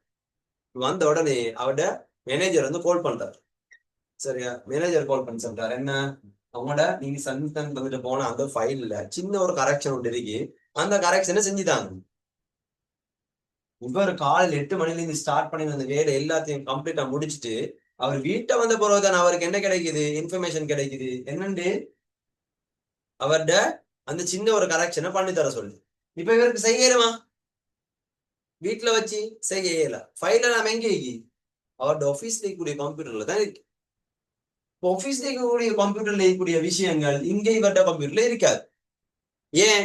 அது எங்க சேவ் பண்ணப்பட்டிருக்கும்? அந்த கணினில் இருக்கக்கூடிய துணை தேக்க சாதனங்களான வன்பட்டுல உங்களுக்கு சேமிக்கப்பட்டிருக்கும். ஹார்ட் டிஸ்க், கம்ப்யூட்டர் ஹார்ட் டிஸ்க்ல சேவ் ஆயிடும். அப்ப இவர்ட கம்ப்யூட்டர்ல ஹார்ட் டிஸ்க் வேற, இந்த கம்ப்யூட்டர்ல இருக்கக்கூடிய ஹார்ட் டிஸ்க் வேற. எப்படி உங்களுக்கு எக்ஸஸ் பண்ற ஃபைல எக்ஸஸ் பண்ண? இதுக்கு இருக்கக்கூடிய ஒரு சொல்யூஷன் என்னன்னா, எங்கட கம்ப்யூட்டர்ல நாங்க அந்த ஃபைலை சேவ் பண்ணாம அந்த ஃபைலை கொண்டு போயிட்டு நாங்க என்ன செய்யறது? ஒரு சேவர்ல கொண்டு போயிட்டு நாங்க சேவ் பண்ணுவோம். ஒரு சேவர்ல கொண்டு போயிட்டு சேவ் பண்றோம். இன்டர்நெட்ல இருக்கக்கூடிய இந்த சேவருக்கு தான் நாங்க என்ன பேர் சொல்றது? கிளவுட் கம்ப்யூட்டர், மேக கணினி சொல்றோம். மேக கணினி, கிளவுட் கம்ப்யூட்டர். அப்ப இவர்கிட்ட ஃபைல கொண்டு போயிட்டு என்ன செய்யறாரு? எக்ஸ் இங்க போட்டுட்டார். வீட்டை போயிட்டார். மேனேஜர் கால் பண்றாரு செய்ய சொல்லி. வேற என்ன செய்வார்? மேக கணினியில அவர் சேவ் பண்ணி அந்த ஃபைலை ஓபன் பண்ணி அவர் வீட்டுல வேலை செஞ்சு அந்த ஃபைலை திருப்பி அப்லோட் பண்ணிட்டு மேனேஜருக்கு காட்டுவார். இந்த கான்செப்ட் விளங்கிட்டா? இந்த கான்செப்டுக்கு தான் நாங்க என்ன பேர் சொல்லுவோம்? மேக கணினின்னு சொல்லுவோம். இந்த மேக கணித சேவைகளை பொறுத்த வரைக்கும் இங்க உங்களுக்கு 3 டைப்பான மேகக்கண்ணினுடைய பிரதானமான சேவைகள் காணப்படும். ஒன்றிக்கிறவங்களுக்கு infrastructure as a service, Ayaz,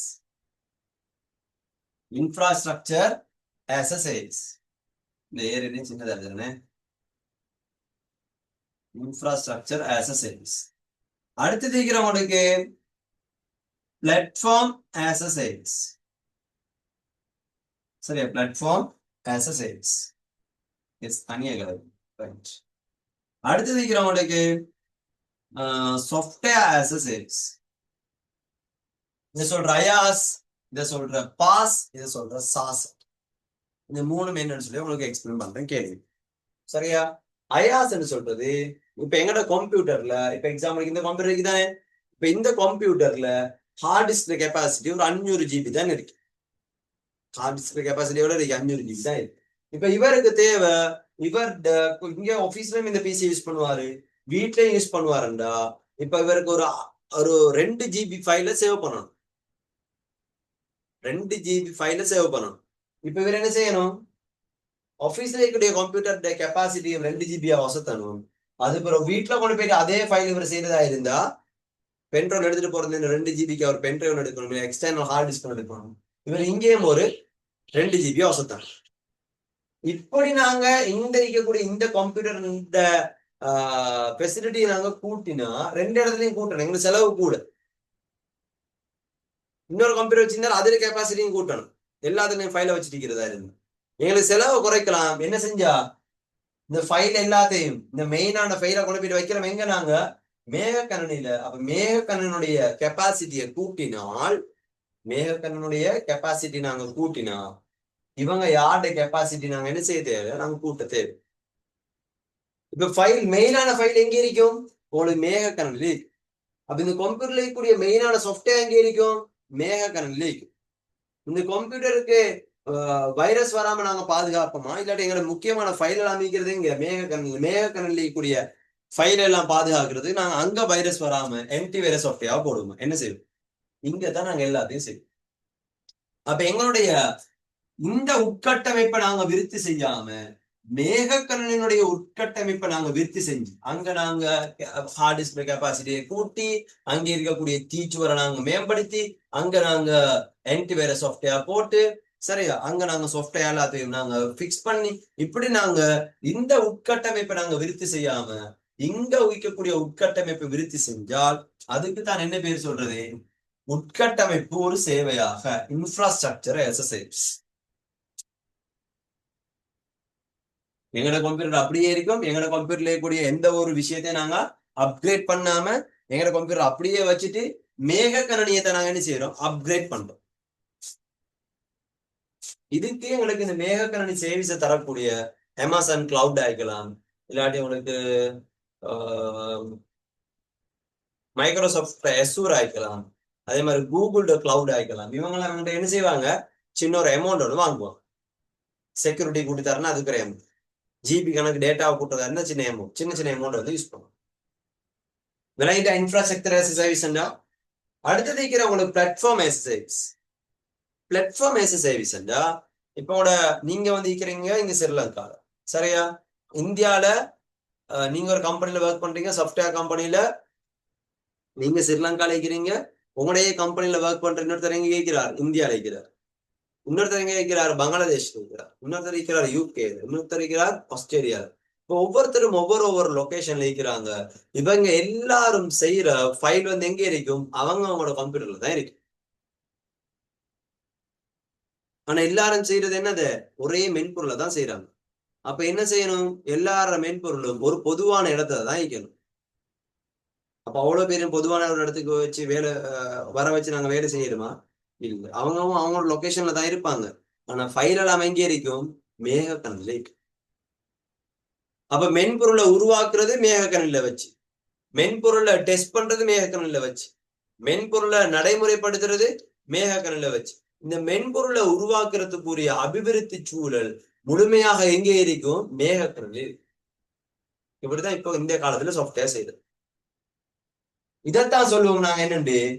platform as a service, software development platform as a service, மென்பொருள் அபிவிருத்தி சூழல் ஒரு சேவையாக.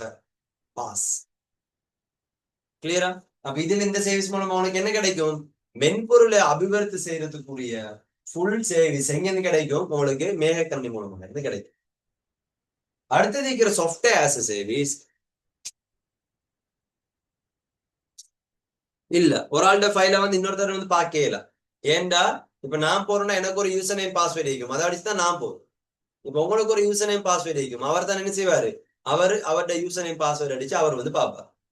கிளியர்? அவர் பேர் வந்து கேட்டாங்க என்னண்டா அப்படி எல்லாரும் வந்து ஒரு சேவர்ல கொண்டு போயிட்டு ஃபைல போட்டு வைக்கல, எல்லாரும் வந்து பார்க்கல. அப்படி இல்லை. அங்க இருக்கக்கூடிய ஒவ்வொரு சேவர்ல இருக்கக்கூடிய ஃபைலுக்கும் அந்த லொகேஷனுக்கும் டிரைவுக்கும் என்ன இருக்கும்? ஒரு யூசர் நேம் பாஸ்வேர்டு எல்லாத்தையும் செஞ்சு தரதுக்கு தான் நாங்க எங்கிட்ட இருந்து சின்ன ஒரு அமௌண்ட் வந்து எடுக்கிறோம். கிளியரா? ரைட். அப்ப இது ரெண்டும் உங்களுக்கு விளங்கி நினைக்கிறேன். அடுத்தது என்னன்னா, எங்கட கம்ப்யூட்டர்ல நாங்க சாஃப்ட்வேரை இன்ஸ்டால் பண்ணாம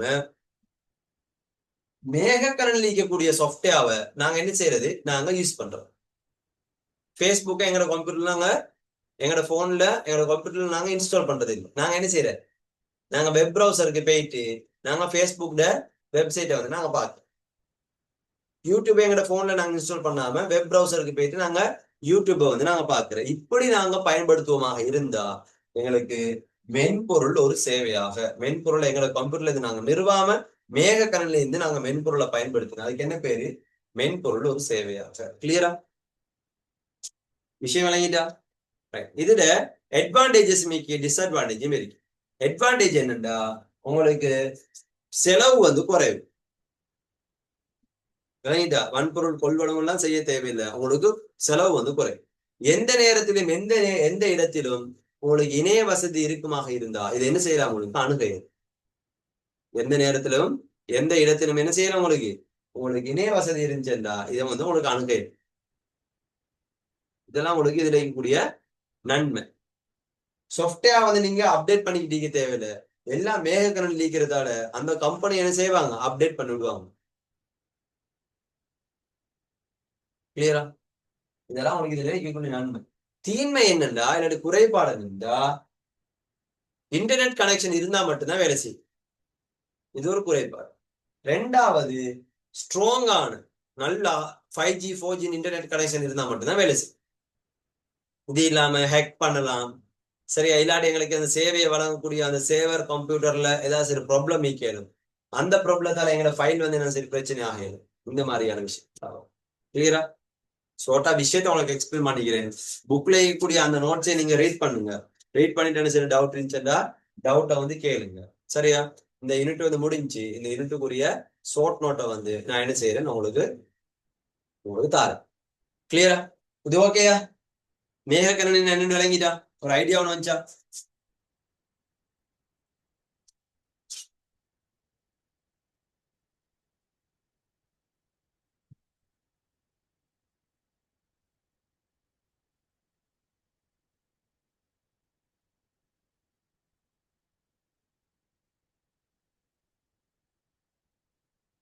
ரைட். இப்ப நாங்க என்னத்தை ஸ்டார்ட் பண்ணுவோம்? கிரேட் 10 ஆப்பரேட்டிங் சிஸ்டம் பாடத்தை வந்து நாங்க ஸ்டார்ட் பண்ணோம். ஒரு 5 மினிட்ஸ் வந்து பிரேக் ஒன்று எடுத்துக்கொள்ளுங்க. நானும் ஒரு தண்ணி கொஞ்சம் குடிச்சிக்கலாம். சரியா? 5 மினிட்ஸ் பிரேக்கு போற நாங்க என்ன செய்வோம்? நாங்க திரும்ப அகைன் வந்து ஸ்டார்ட் பண்ணுவோம். நாங்க ஸ்டார்ட் பண்ணுவோம். கிரேட் 10 சிலபஸ்ல நாங்க கடைசியா படிச்சது என்னோட ஓஎஸை பொறுத்த வரைக்கும் சரியா என்னோட கம்ப்யூட்டர்ல இருக்கக்கூடிய ஒரு மெயினான பிரதானமான ஒரு மென்பொருள் தான் என்னது? உங்களுக்கு பணி செயல்முறைன்னு சொல்றது. உங்களோட கம்ப்யூட்டர்ல இருக்கக்கூடிய மென்பொருளை நாங்க 2 வகையான மென்பொருளா வந்து பிரிப்போம்னு பார்த்தோம். ஒன்று வந்து நாங்க பார்க்கறது முறைமை மென்பொருள், அடுத்தது இருக்கிறது எங்களுக்கு பிரயோக மென்பொருள். முறைமை மென்பொருள்டா என்ன? கணனி முறைமையை இயக்குறதுக்கு தேவையான அடிப்படையான மென்பொருளாம் என்னது? உங்களுக்கு முறைமை மென்பொருள். அந்த முறைமை மென்பொருள்ல உங்களுக்கு 3 வகையான முறைமை மென்பொருள் இருக்கு. அடுத்தது இருக்கிறது என்னது? முறைமை மென்பொருள் இல்லாம அடுத்தது இருக்கிறது உங்களுக்கு பிரயோக மென்பொருள். பிரயோக மென்பொருள்னா என்ன? கணனியை நாங்க பயன்படுத்திக் கொள்ள கணனில நாங்க பயன்படுத்தக்கூடிய ஒவ்வொரு பிரயோகத்துக்கு வேண்டிய பயன்படுத்தக்கூடிய மென்பொருள் எல்லாம் உங்களுக்கு பிரயோக மென்பொருள். எக்ஸாம்பிளுக்கு நாங்க வேர்ட் யூஸ் பண்ணுவோம், எக்ஸல் யூஸ் பண்ணுவோம், பவர் பாயிண்ட் யூஸ் பண்ணுவோம், பெயிண்ட் யூஸ் பண்ணுவோம், நாங்க கேம்ஸ் விளாடுவோம், சோசியல் மீடியா யூஸ் பண்ணுவோம். இது எல்லாம் உங்களுக்கு என்னது, எல்லாமே உங்களுக்கு ஒரு ஒரு பிரயோகத்துக்கு இணைய பயன்படுத்தக்கூடிய பிரயோகம் மென்பொருள் அப்ளிகேஷன் சாஃப்ட்வேர். சிஸ்டம் சாஃப்ட்வேர்ல உங்களுக்கு 3 டைப்ஸ் இருக்குன்னு சொல்லி சொன்னோம். என்னென்ன இருக்குண்டா, மெயினா இருக்கக்கூடிய சிஸ்டம் சாஃப்ட்வேர் இருக்கக்கூடிய பிரதான ரொம்பவுமே முக்கியமான ஒரு சிஸ்டம் சாஃப்ட்வேர் தான் ஆப்பரேட்டிங் சிஸ்டம், பணி செயல்முறை.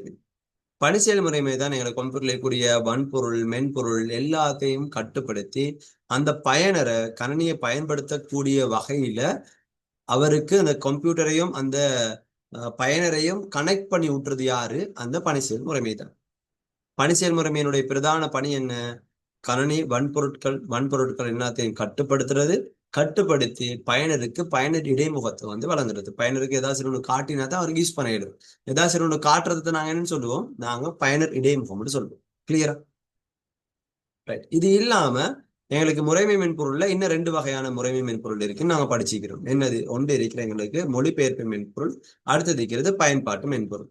பயன்பாட்டு மென்பொருள்டா இந்த பணிச்செயல் முறைமை ஒர்க் பண்றதுக்கு பணிச்செயல் முறைமையோட சேர்ந்து ஹெல்ப் பண்ணக்கூடிய அந்த கம்ப்யூட்டர் சிஸ்டம், அந்த கணினி முறைமை பணியாற்றுவதற்கு அந்த பணிச்செயல் முறைமைக்கு உதவக்கூடிய மென்பொருள் தான் இந்த பயன்பாட்டு மென்பொருள். உதாரணத்துக்கு நச்சு நிரல் எதிர்ப்பு மென்பொருள், வட்டு பரீட்சிப்பான், டிஸ்க் கிளீனப், சரியா, டிஸ்க் ஃபார்மட்டிங், டிஸ்க் ஸ்கேனர், சரி, ஆன்டிவைரஸ் சாஃப்ட்வேர்ஸ், இது எல்லாமே உங்களுக்கு அந்த கம்ப்யூட்டர் சிஸ்டத்தை ஒர்க் பண்றதுக்கு ஃபங்க்ஷன் பண்றதுக்கு ஹெல்ப் பண்ணக்கூடிய பயன்பாட்டு மென்பொருள்.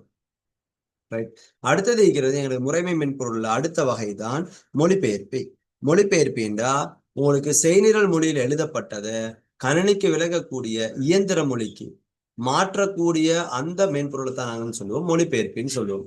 கம்ப்யூட்டர் ப்ரோக்ராமிங் லாங்குவேஜஸ்ல எழுதினத என்னது கன்வெர்ட் பண்றது, மெஷின் லாங்குவேஜுக்கு கன்வெர்ட் பண்ணக்கூடிய சாஃப்ட்வேர்ஸ் தான் நாங்கன்னு சொல்லுவோம் லாங்குவேஜ் டிரான்ஸ்லேட்டர்னு சொல்லுவோம். There are 3 types of language translator.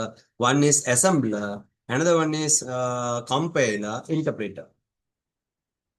அசம்பிளர்ட வேலை என்னன்னா, கம்ப்யூட்டர்ல அசம்பிளி லாங்குவேஜ்ல எழுதப்பட்ட ஒழுங்கு சேர்ப்பி மொழியில எழுதப்பட்ட அந்த கோடிங்க இயந்திர மொழிக்கு மெஷின் லாங்குவேஜுக்கு மாத்துறது தான் இந்த அசம்பிளர், அதாவது ஒருங்கு சேர்ப்பின்ற மொழிபெயர்ப்பியினுடைய வேலை. அடுத்தது இருக்கிறது உங்களுக்கு வரிமொழி மாற்றி, அடுத்தது இருக்கிறவங்களுக்கு தொகுப்பி. இந்த 2 உங்களுக்கு டிரான்ஸ்லேட்டர் இருக்கு. உங்களுக்கு வரிமொழி மாற்றின இன்டர்பிரேட்டர், தொகுப்பி என்று சொல்றது உங்களுக்கு கம்பைலர். கிளியரா? வரிமொழி மாற்றி என்ன செய்யும்டா, உங்களுக்கு உயர்மட்ட செய்நிரலாக்க மொழியில் எழுதப்பட்ட அந்த அறிவுறுத்தல்களை, இன்ஸ்ட்ரக்ஷனை, கோடிங்க மிஷின் லாங்குவேஜா மாத்துறதுக்கு ஒவ்வொரு வரியாக அது என்ன செய்யும், மொழிபெயர்க்கும். வரியாக உங்களுக்கு மொழிபெயர்த்து அதை நாங்கன்னு சொல்லுவோம் இன்டர்பிரிட்டர், மொழிபெயர்ப்புன்னு சொல்லுவோம். அடுத்தது இருக்கிறது உங்களுக்கு மொழிபெயர்ப்புல அடுத்த வகை தான் தொகுப்பி. தொகுப்பி என்ன செய்யும், எழுதப்பட்ட அறிவுறுத்தல்கள் எல்லாத்தையும் ஒரே நேரத்துல ஃபுல்லாவே எல்லாத்தையும் செக் பண்ணி எல்லாமே 100% சரியா ஒர்க் பண்ணுது, ஒரு எரரும் இல்லை, ஒரு பிரச்சனையும் இல்லைண்டா மட்டும்தான் அதை மொத்தமா தொகுத்து அதை என்ன செய்யும், உங்களுக்கு கம்பைல் பண்ணும், அதை எக்ஸிக்யூட் பண்ணும், டிரான்ஸ்லேட் பண்ணும். அந்த மாதிரியான டிரான்ஸ்லேட்டர் நாங்கள் சொல்லுவோம் கம்பைலர், தொகுப்பின்னு சொல்லுவோம். இன்டர்பிரேட்டர் பொறுத்த வரைக்கும் அதுல நாங்க 100 லைன் எழுதிக்கிறோம். 50வது லைன்ல ஒரு எரர் ஒன்று இருக்கின்றா, உங்களுக்கு 100 லைன்ல 49 லைனையும் ரன் பண்ண 50வது லைன்ல தான் எரர் இருக்கு, 50வது லைன்ல வந்து நிற்கும். விஷயம் விளங்கிட்டா? வரியா மாத்திக்கிட்டு வரும். 50வது லைன்ல வரக்குள்ளதான் எனக்கு தெரியும் 50வது லைன்ல பிரச்சனை இருக்கு, அப்ப நின்று. ஆனா தொகுப்பியை பொறுத்த வரைக்கும் ஒரு ஃபுல் ப்ரோக்ராமையும் செக் பண்ணி ஃபுல்லா தொகுத்து தானே உங்களுக்கு ரன் பண்ணும். அந்த நேரத்துல உங்களுக்கு 50வது லைன்ல பிரச்சனை இருந்துச்சுன்னா 1வது லைன்ல இருந்து 49வது லைன் வரைக்கும் ஒர்க் பண்ணணுமே, அது கூட உங்களுக்கு ஒர்க் பண்ணாது. விஷயம் விளங்கிட்டா? இது உங்களுக்கு கம்ப்யூட்டர்ல இருக்கக்கூடிய சாஃப்ட்வேரோட டைப்பை பத்தி நான் இவ்வளவு நேரம் உங்களுக்கு ரிவிஷன் ஒன்று பண்ணினேன். சரியா? அடுத்தது கம்ப்யூட்டர்ல இருக்கக்கூடிய இந்த பணி செயல்முறைமையினுடைய பிரதானமான வேலை என்னன்னு சொல்லி சொன்னேன். பணி செயல்முறைமையோட பிரதான வேலை கணினியில் இருக்கக்கூடிய வன்பொருட்களை கட்டுப்படுத்துறது. வன்பொருள் கட்டுப்படுத்துறதுல உங்களுக்கு 6 வகையான வன்பொருள் கட்டுப்படுத்தல் முகாமிகள் இருக்கு. ஒன்று இருக்கிற உங்களுக்கு முறைவழி முகாமி. இதை பத்தி நாங்க போன கிளாஸ் வந்து நாங்க படிச்சோம். முறைவழி முகாமின்னா என்னன்னு சொல்லுவோம். முறைவழி முகாமில நாங்க எதை பத்தி மெயினா கதைப்போம், எதை பத்தி கதைப்போம், கம்ப்யூட்டர்ல இருக்கக்கூடிய மைய முறைவழி அலகு, அதாவது கம்ப்யூட்டர்ல இருக்கக்கூடிய சிபியு. சிபியுவை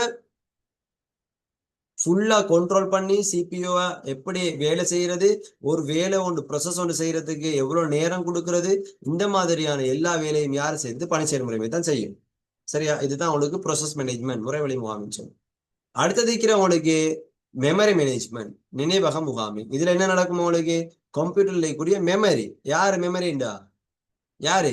ரெண்டம் எக்ஸஸ் மெமரி, தற்போக்கு பெருவழி நினைவகம். இதுவரை வந்து ஃபுல்லா உங்களுக்கு மேனேஜ் பண்ற, கண்ட்ரோல் பண்ற, தேவையான அந்த இடங்களை வந்து ஒதுக்குற, ஒரு ப்ரோக்ராம் நம்ம க்ளோஸ் பண்ணிட்டோம்னா அந்த ஒதுக்கப்பட்ட இடங்களை வந்து ஃப்ரீ ஆக்குற, இந்த மாதிரியான வேலைகள்லாம் உங்களுக்கு பணி செயல்முறைமை செய்யும். இது வந்து உங்களுக்கு நினைவக முகாமி. அடுத்தது இருக்கிறது உங்களுக்கு சாதன முகாமி. கம்ப்யூட்டர்ல கூடிய எல்லா சாதனங்களையும் கண்ட்ரோல் பண்றதுக்குரிய இன்ஸ்ட்ரக்ஷன் அறிவுறுத்தல்கள் யார்கிட்டையும் பணி செயல்முறைமை. கம்ப்யூட்டர்ல கூடிய மவுஸை எப்படி கண்ட்ரோல் பண்ணணும், கீபோர்டு வந்து எப்படி கண்ட்ரோல் பண்ணணும், ஒரு பிரிண்டர் எப்படி கண்ட்ரோல் பண்ணணும், ஒரு ஸ்பீக்கர் எப்படி கண்ட்ரோல் பண்ணணும்ன்ற அந்த நாலேஜ் யாருக்கிட்டே இருக்கும்? பணி செயல்முறை அது எல்லாத்தையும் கண்ட்ரோல் பண்ணும். விளங்கிட்டா? இதுக்கு வேண்டி அது பயன்படுத்துறது சாதன செலுத்திகளை பயன்படுத்தி, டிவைஸ் டிரைவர்ஸை பயன்படுத்தி அது அது வந்து கண்ட்ரோல் பண்ணிக்கிட்டே இருக்கும். ஏதாச்சும் ஒரு டிவைஸ் என்னோட கம்ப்யூட்டர்ல அடிச்சு அது ஒர்க் பண்ணலைன்னா நாங்க என்ன செய்யணும்? என்னோட கம்ப்யூட்டருக்கு நாங்க டிவைஸ் டிரைவர்ன்ற சாஃப்ட்வேரை நாங்க இன்ஸ்டால் பண்ணணும். இன்ஸ்டால் பண்ணினா அது வந்து ஒர்க் பண்ணும். இவ்வளோ வரைக்கும் தான் நாங்கள் போன கிளாஸ் வரைக்கும் நாங்கள் படிச்சுக்கிறோம். இது வரைக்கும் உங்களுக்கு 3-4 கிளாஸ்ல படிச்ச விஷயங்கள் எல்லாத்தையும் ஷேர் பண்ணிருக்கேன். இது இல்லாம பணி செயல்முறைமையினுடைய வகைகள் இருக்கு. அதே மாதிரி உங்களுக்கு அந்த பணி செயல்முறைமையால் வழங்கக்கூடிய இடைமுகங்கள்ல 2 வகையான இடைமுகம், அதுல கூறு, இதெல்லாம் உங்களுக்கு ஃபுல்லா படிச்சு தந்துட்டு, இலவசமாக கிடைக்கக்கூடிய பணி செயல்முறைமை எது, உங்களுக்கு காசு கொடுத்து வாங்குற பணி செயல்முறைமை என்ன, இது எல்லாம் உங்களுக்கு கிளியரா வந்து எக்ஸ்பிளைன் பண்ணிக்கிறேன். சரிதானே? ரைட். இப்ப நாங்க அடுத்தே பார்க்க போறது பணி செயல்முறைமையினுடைய 4வது முகாமை. என்ன முகாமை? கோப்பு முகாமை. கோப்புண்டா என்ன?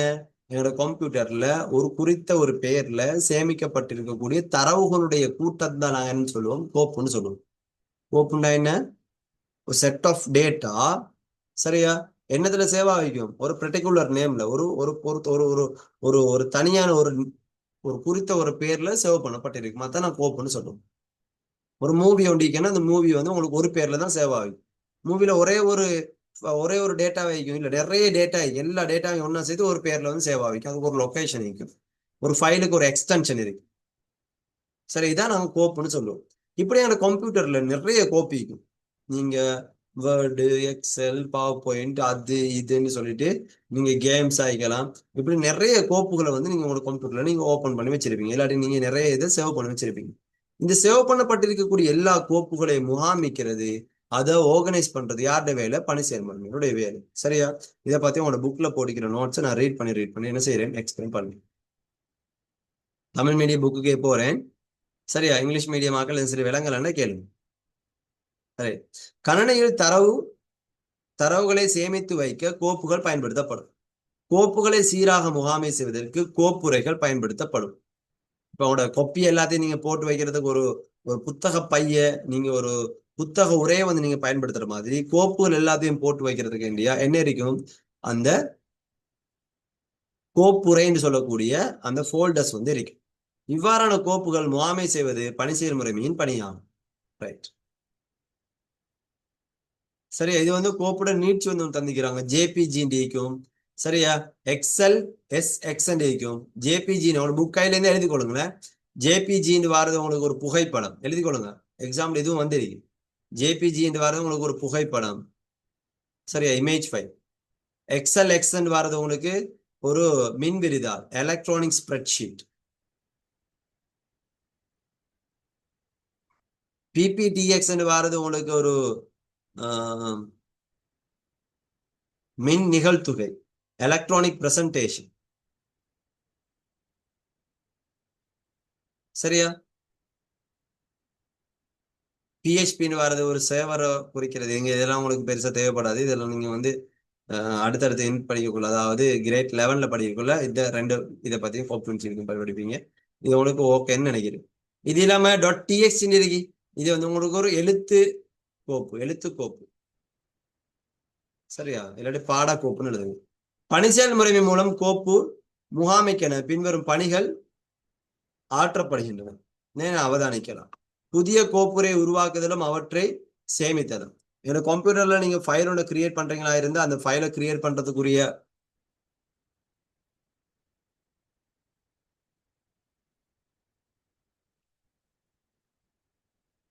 CP right.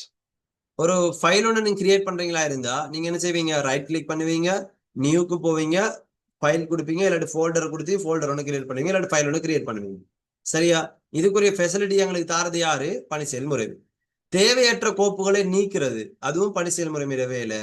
தேவைக்கேற்ப கோப்புரைகளை உருவாக்குதலும் தேவையற்ற கோப்புரைகளை நீக்குதல். இப்போ எக்ஸாம்பிளுக்கு இது எப்படின்னா, இப்ப நீங்க வந்து வாட்ஸ்அப்பை இன்ஸ்டால் பண்றீங்க, வாட்ஸ்அப்புக்கு ஒரு ஃபோல்டர் ஒன்று கிரியேட் ஆகும். வாட்ஸ்அப் அன்இன்ஸ்டால் பண்றீங்க, வாட்ஸ்அப்புக்காக கிரியேட் பண்ண அந்த ஃபோல்டர் வந்து என்ன செய்யும், ஒட்டோவா அழிஞ்சிடும். சரியா? இதான் உங்களுக்கு தேவையற்ற கோப்புகளை அதுவாக என்ன செய்யும், அழிச்சு விட்டுரும். அடுத்தது கோப்புகள் கோப்புரைகள் ஆகியவற்றுக்கு பெயரிட. நீங்க உருவாக்கின கோப்புக்கு கோப்புரைக்கு திரும்ப திரும்ப நீங்க வேற ஒரு பெயர் வைக்கிறீங்கடா, அந்த ஃபெசிலிட்டி யார் செஞ்சு தரது? உங்களுக்கு பணி செயல்முறை ஓஎஸ் தான் செஞ்சு தரும். கோப்புகள் கோப்புரைகள் ஆகிய இருக்கும் இடங்களை மாற்றுதல், லொகேஷனை வந்து மாத்துறீங்க. சி டிரைவ்ல இருக்கிறத டெஸ்க்டாப் கொண்டு வந்து போடுறீங்க, டெஸ்க்டாப்ல இருக்கிறத இன்னொரு ஃபோல்டர்ல கொண்டு வந்து போடுறீங்க. சரியா? ஒரு ஃபைல் இருக்கிறது நீங்க 2 3 பிரிக்கிறீங்க. 10ஆம் ஆண்டு நோட்ஸ் வேறையா பிரிக்கிறீங்க, 11ஆம் ஆண்டு நோட்ஸ் வேறையா பிரிக்கிறீங்க. இப்படி நீங்க இடங்களை வந்து மாத்துறீங்க. இதையும் யார் செஞ்சு தாருது? உங்களுக்கு பணி செயல்முறை தான் செய்யும். தேவையான சந்தர்ப்பங்களில் தேவையான கோப்புகளை காப்படுத்தல். காப்படுத்தலண்டா பேக்கப் பண்ற. இப்போ உங்களோட கம்ப்யூட்டர்ல சேவ் ஆகக்கூடிய அந்த ஃபைல, அந்த டேட்டாவை சரியா நீங்க என்ன செய்றீங்க, நீங்க கிளவுடுக்கு சேவ் பண்றீங்க, மேக கணினிக்கு நீங்க அனுப்புறீங்க, இல்லாட்டி இன்னொரு சிடில நீங்க சேவ் பண்றீங்க. ஒரு கம்ப்யூட்டர்லயோ இல்லாட்டி ஒரு மொபைல் போன்ல இருக்கக்கூடிய தரவு வந்து அழிஞ்சிரும்னு நீங்க நினைச்சீங்கன்னா அதை நீங்க என்ன செய்யலாம், அதே கம்ப்யூட்டர்ல வேறொரு இடத்துல சேமிச்சு வைக்கலாம். இல்லண்டா நீங்க அதனுடைய கொப்பியை ஒரு நகலை எடுத்து அது ஒரு சிடிலயோ ஒரு பென் டிரைவ்லயோ இல்லாட்டி எக்ஸ்டர்னல் ஹார்ட் டிஸ்க்லயோ கிளவுட்லயோ நீங்க சேவ் பண்ணி வச்சீங்கன்னா அதுக்கு தான் நாங்க என்ன சொல்லுவோம், காப்படுத்தல். என்ன பேரு? காப்படுத்தல். பேக்கப். பேக்கப்னா என்ன? தரவுகள் அழிஞ்சிரும் என்று கருதி நாங்க என்ன செய்யறது, வேற ஒரு இடத்துல நாங்க சேமிச்சு வைக்கிறது. அடுத்தே பாருங்க, கோப்பு முகாமையின் போது பணி செயல்முறைமையின் மூலம் கோப்பின் இயல்புகள், கோப்பின் கையாளுதல், கோப்பு நுழைவதற்கான அனுமதி, கோப்பு முறைமை தொடர்பான விடயங்கள் கருத்தில் கொள்ளப்படும். இதுல நீங்க கட்டாயம் எழுதி கொள்ளணும், உங்களோட எக்ஸாம்ல வந்திருக்கி எழுதுங்க, இதை நோட் பண்ணுங்க. நிறைய பின்வரும் கோப்புகள் பயன்படுத்தப்படும் பணி செயல்முறைமையை கண்டறிக. சரியா? பின்வரும் கோப்புகள் பயன்படுத்தப்படும் பணி செயல்முறைமை கண்டறிய. இதுல FAT 16க்கு டேஷ் ஒன்று போட்டு எழுதி கொள்ளுங்க, விண்டோஸ். FAT 16 எழுதி கொள்ளுங்க, விண்டோஸ். விண்டோஸ் பணி செயல்முறைமையில இருக்கக்கூடிய கோப்புகள் நிர்வகிக்கிறதுக்கு ஒரு முறை ஒன்று இருக்கு. அந்த முறை தான் எங்களுக்கு என்னது, FAT 16. விண்டோஸ் 32 சாரி FAT 32ன்றதும் உங்களுக்கு விண்டோஸ் தான். FAT 32ன்றதும் உங்களுக்கு என்னது, விண்டோஸ் தான். NTFS சொல்றதும் உங்களுக்கு விண்டோஸ் தான். இந்த முதலாவது இருக்கக்கூடிய மூன்றும் உங்களுக்கு விண்டோஸ் தான். முதலாவது இருக்கக்கூடிய 3 கோப்புகளும் என்னது உங்களுக்கு, விண்டோஸ் கோப்புரைகள் தான், கோப்பு முறைமைகள்.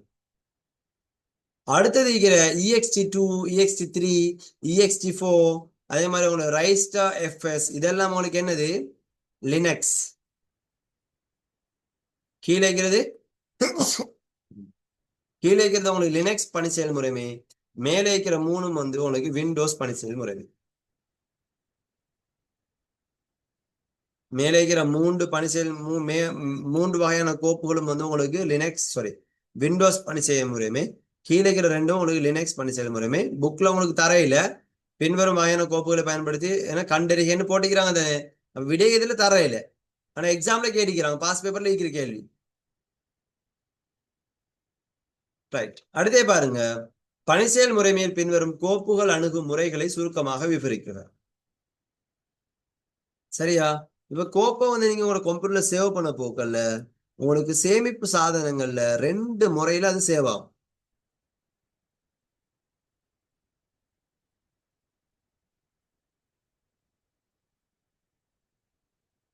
F46க்கு உங்களுக்கு MS DOS எழுதலாம், பிரச்சனை இல்லை. சரியா? உங்களுக்கு விண்டோஸ் கம்பெனில தான் அது. அடுத்து பாருங்க, இதுல விண்டோஸ் பணி செயல்முறைமையில தான் அது. ஃபைல் சிஸ்டத்தை பொறுத்த வரைக்கும் ரெண்டு வகையான ஃபைல் சிஸ்டம் இருக்கு. ஒன்றிக்கிறவங்களுக்கு ஃபைல் எக்ஸஸ் மெத்தடு, ஒன்றிக்கிறவங்களுக்கு சீக்வன்ஸ் எக்ஸஸ், அடுத்ததுக்கு ரெண்டம் எக்ஸஸ். ஒன்றிக்கிற சீக்வன்ஸ் எக்ஸஸ், அடுத்ததுக்கு ரெண்டம் எக்ஸஸ். சீக்வன்ஸ் எக்ஸஸ்னா என்ன, ரெண்டம் எக்ஸஸ் என்னன்னு சொல்லித்தாரு. இப்ப கோப்பு வந்து பக்கத்துல சேமிக்கப்பட்டிருந்தா, கோப்பு வந்து ஒரு ஒரு முழு கோப்பும் அப்படியே போயிட்டு உங்க கம்ப்யூட்டர்ல சேவ் ஆக போகல, அதுல அடுத்தடுத்த பகுதிகள் வந்து பக்கத்துலயே சேவ் ஆகி இருந்தா அது அணுகும் போது எப்படி அணுகணும், பக்கத்துல இருக்கிற டேட்டா தான் அணுகணும்.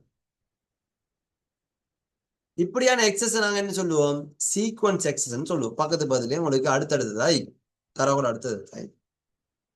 அடுத்தது உங்களுக்கு ரெண்டம் எக்ஸஸ், முதலாவது ஈக்கும் ஒரு தரவு, அந்த தரவினுடைய அடுத்த பகுதி இன்னொரு இடத்துல இருக்கும், அந்த கோப்பினுடைய இன்னொரு பகுதி இன்னொரு இடத்துல இருக்கும்.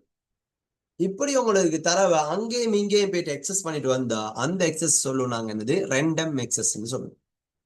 ஒன்றிக்கிறவங்களுக்கு சீக்வன்ஸ் எக்ஸஸ், அடுத்தது இருக்கிறவங்களுக்கு ரெண்டம் எக்ஸஸ். சீக்வன்ஸ் எக்ஸஸ் வரிசை முறையிலான உங்களுக்கு அணுகல், அடுத்தது ரெண்டம் எக்ஸஸ் உங்களுக்கு எழுமாறான அணுகல், இல்லாட்டி தற்போக்கான அணுகல். கிளியரா? அப்படியே வருவோம் கீழே. காப்பு முகாமைத்துவம். கோப்பு முகாமைத்துவத்துல என்ன சில விஷயம் விளங்கலன்னா கேளுங்களேன். அடுத்தது உங்களுக்கு காப்பு முகாமைத்துவம். கணனிக்கு பல்வேறு அச்சுறுத்தல்கள் ஏற்படுவதை காணலாம். உதாரணமாக கணனி நச்சுநிரல் மூலம் கணனியின் மென்பொருட்கள் செயற்பாட்டின் மீது பல்வேறு பாதிப்புகள் ஏற்படுத்தப்படுகின்றன.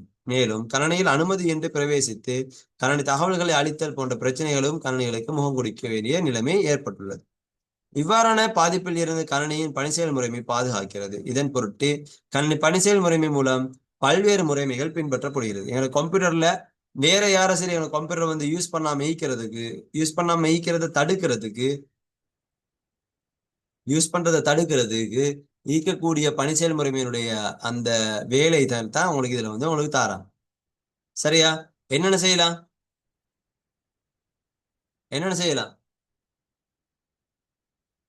கம்ப்யூட்டருக்கு வேற யாரும் சரி வந்து கம்ப்யூட்டருக்குள்ள வந்து கம்ப்யூட்டர் வந்து எக்ஸஸ் பண்ணக்கூடாது. என்ன செய்வீங்க நீங்க கம்ப்யூட்டர்ல, என்ன செய்யறது, கம்ப்யூட்டருக்கு பாஸ்வேர்ட் போட்டு வைக்கிறேன். செக்யூரிட்டி மேனேஜ்மெண்ட்ல என்ன வரும், கணனிக்கு கடவு சொல்லினே வழங்குதல், create user account and passwords, strong password, ஒரு கடினமான பாஸ்வேர்டை நீங்க என்ன செய்யலாம், கம்ப்யூட்டருக்கு போட்டு வைக்கலாம். அப்ப இந்த பாஸ்வேர்டை போடுறது, அந்த கம்ப்யூட்டர் ஓன் ஆகக்கூடிய அந்த பாஸ்வேர்டு அடிக்க சொல்லி கேட்கறது, இந்த வேலையெல்லாம் யாரு பாக்குறே, உங்களுக்கு பணிச்செயல் முறைமை தான் இந்த வேலையும் பார்க்கும். அடுத்தது கம்ப்யூட்டருக்கு நீங்க என்ன செய்யலாம், ஆன்டிவைரஸ் சாஃப்ட்வேர்ஸை போட்டு வைக்கலாம். இல்லாட்டி ஈக்கக்கூடிய கம்ப்யூட்டர் பணிச்செயல் முறைமையிலேயே உங்களுக்கு என்ன வரும், ஆன்டிவைரஸ் சாஃப்ட்வேர்ஸ் வந்து வரும். விண்டோஸ்ல உங்களுக்கு விண்டோஸ்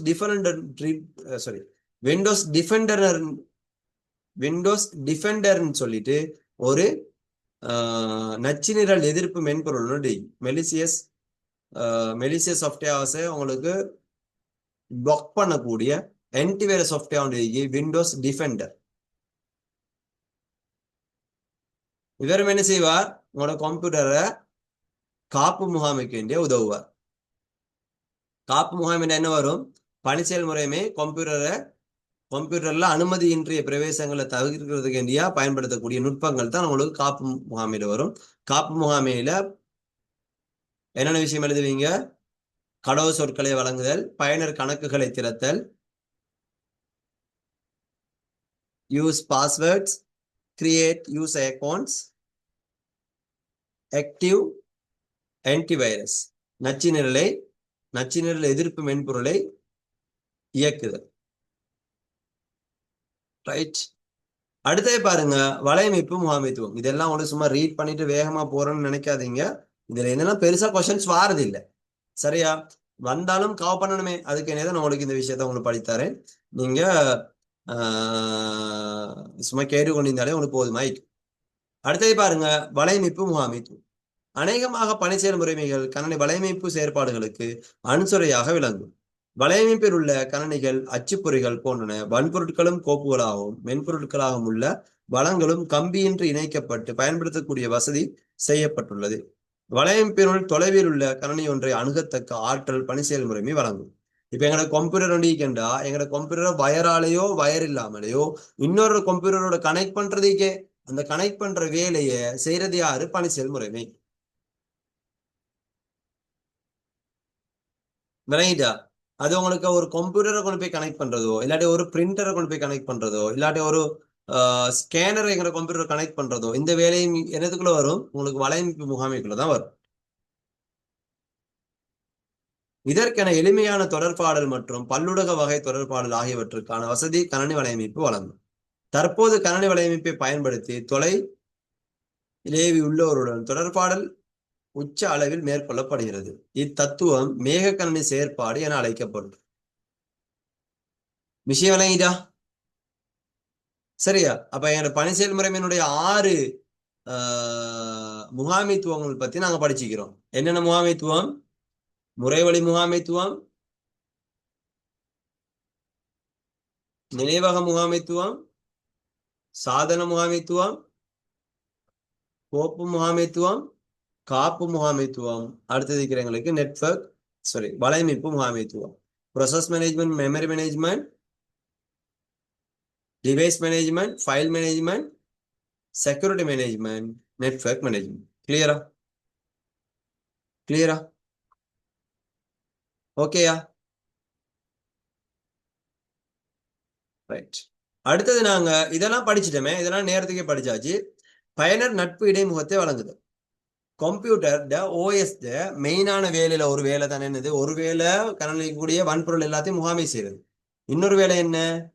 யூசருக்கு யூசர் இன்டர்ஃபேஸ் பயனர் நட்பு இடைமுகத்தை வழங்குறது. விளங்கிட்டா? இதுல 2 வகையான பயனர் நட்பு இடைமுகம் இருக்குன்னு சொல்லி நான் படித்து தந்துகிறேன். என்னென்னது? ஒன்று உங்களுக்கு கட்டளை கோட்டு இடைமுகம், கொமாண்ட் லைன் இன்டர்ஃபேஸ். இது உங்களுக்கு கட்டளை கோட்டு இடைமுகம் ஒன்று நான் ஓபன் பண்ணி அந்த கட்டளை கோட்டு இடைமுகம் எப்படி ஒர்க் பண்ணும் என்ற விஷயம் எல்லாம் உங்களுக்கு சொல்லி தந்தேன். இது பயனருக்கு ரொம்பவுமே கடினமானது. இது பயன்படுத்துறது லேஸ் இல்லை. கொஞ்சம் கம்ப்யூட்டர் நாலேஜ் நல்லா கொஞ்சம் இல்லை நல்லாவே இருந்தால் தான் இது யூஸ் பண்ண இயலும். சரியா? கலர்ஃபுல்லா ஆயிக்காது, பிளாக் கலர்ல ஆயிக்கும் கட்டளை கோட்டு இடைமுகம். சரியா? கட்டளை கோட்டு இடைமுகம் மட்டுமே இருக்கக்கூடிய பணி செயல்முறைக்கு உதாரணமாக நாங்க என்ன எழுதலாம்? மைக்ரோசாஃப்ட் டொஸ்ஸை நாங்க எழுதலாம். டேஷ் ஒன்று போட்டு மைக்ரோசாஃப்ட் எம்எஸ் டொஸ்ன்னு போட்டு கொடுங்க. அடுத்தது இருக்கிற எங்களுக்கு வரைவியர் பயனர் இடைமுகம், கிராபிக்கல் யூசர் இன்டர்ஃபேஸ். இது இப்ப எங்களுக்கு தற்காலத்துல வரக்கூடிய உங்களுக்கு iOS ஆகிக்கலாம், இல்லாட்டி உங்களுக்கு விண்டோஸ், உபுந்து, லினக்ஸ், ஃபெடோரா, இது எல்லாமே உங்களுக்கு என்ன இடைமுகத்தை கொண்டிருக்கு? வரைவியர் பயனர் இடைமுகத்தை தான் கொண்டிருக்கு. இது உங்களுக்கு என்னது? யூசருக்கு ரொம்பவுமே ஃப்ரெண்ட்லியா இருக்கு. கிளியரா? இது யூசருக்கு ஃப்ரெண்ட்லியா இருக்கு. அப்படியே கீழே வந்த வேண்டாம். கட்டளை கோட்டு இடைமுகம் உங்களுக்கு ஆரம்ப காலத்துல பயன்படுத்தப்பட்டுச்சுன்னு அப்படியே எல்லாம் போட்டிருக்கு. ரைட். அடுத்து உங்களுக்கு வரைவியர் பயனர் நட்பு இடைமுகம், அது உங்களுக்கு என்னன்னு சொல்லி உங்களுக்கு போட்டிக்கிறாங்க. இது கட்டாயம் பாடமாக்கி வச்சுக்கணும். என்னது? ஒரு வரைவியர் பயனர் இடைமுகமா இருந்தா அதுக்கு என்ன இருக்கும்? 4 பகுதிகள், 4 கூறுகள் இருக்கு. ஒன்று உங்களுக்கு சாரளம் விண்டோஸ், படவுரு ஐக்கன்ஸ், பட்டியல் மெனு, அப்புறம் சுட்டான் பாயிண்டர். சரியா? விம்ப்னு நாங்க ஷோர்ட்டா சொல்லுவோம். இதெல்லாம் படித்து தந்தீங்க.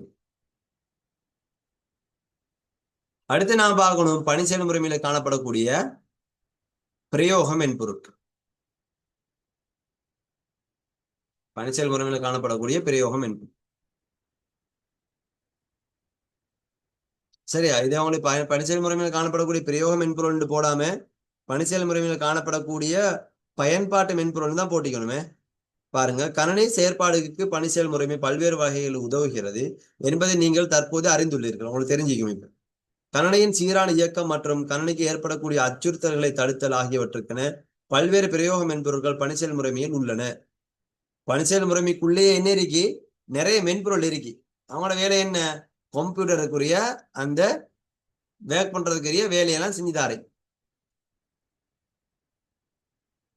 முன்னர் பொதுவாக பிரயோக மென்பொருட்களை தனித்தனியாக கொள்வனவு செய்து நிறுவ வேண்டி இருந்த போதும் இன்று பல பிரயோக மென்பொருட்கள் பணி செயல்முறைமையின் உள்ளே உள்ளடக்கப்பட்டுள்ளன.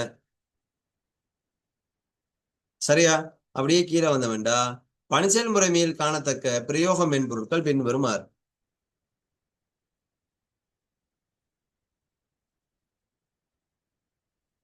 பணிச்செயல் முறைமையில் காணப்படக்கூடிய பிரயோக மென்பொருட்கள் பின்வருமாறு உங்களுக்கு ஒரு பணிச்செயல் முறைமையில் இருக்கக்கூடிய பிரயோக மென்பொருள் போட்டிக்கிறாங்க. ஒண்டிக்கிற உங்களுக்கு காப்பு மென்பொருள். சரி, அது குயிக்கா போறேன். இதுல அவ்வளவு பெருசா விஷயம் இல்லை, சும்மா டக்கு டக்குன்னு பார்த்துட்டு போவோம். கீழே இருக்கிற 3 பிரயோக சாரி பயன்பாட்டு மென்பொருளைக்கு அதை பார்த்தா உங்களுக்கு எக்ஸாம்பிள கேள்வி வாருது கூடுதலா. காப்பு மென்பொருள். காப்பு மென்பொருள்டா, காப்பு மென்பொருள்னா என்ன? கோப்புகளை வந்து நாங்க பிரதி செய்யறது, கொப்பி ஒன்று எடுக்கிறேன். என்னதுல? வன்வட்டிலையோ இல்லாட்டி வேற ஒரு தேக்க சாதனத்திலையோ. வட்டு பரீட்சிப்பா அப்படின்டா யாரு? என கம்ப்யூட்டர்ல இருக்கக்கூடிய ஹார்ட் டிஸ்க்ல இருக்கக்கூடிய குறைபாடுகள் எங்கெங்க இடமெல்லாம் ஃப்ரீயா இருக்கின்றத பரீட்சிக்கிறது. அடுத்தது வட்டு துண்டாக்கள். எங்கட கம்ப்யூட்டர் ஹார்ட் டிஸ்க்ல சின்ன சின்னமா நிறைய இடம் வந்து உங்களுக்கு என்ன இருக்கும், உங்களுக்கு இருக்கும். சரியா? அந்த இடங்களை வந்து என்ன செய்யறது, உங்களுக்கு ஒருங்கமைக்கிறது. அதுதான் வட்டு துண்டாக்கல்.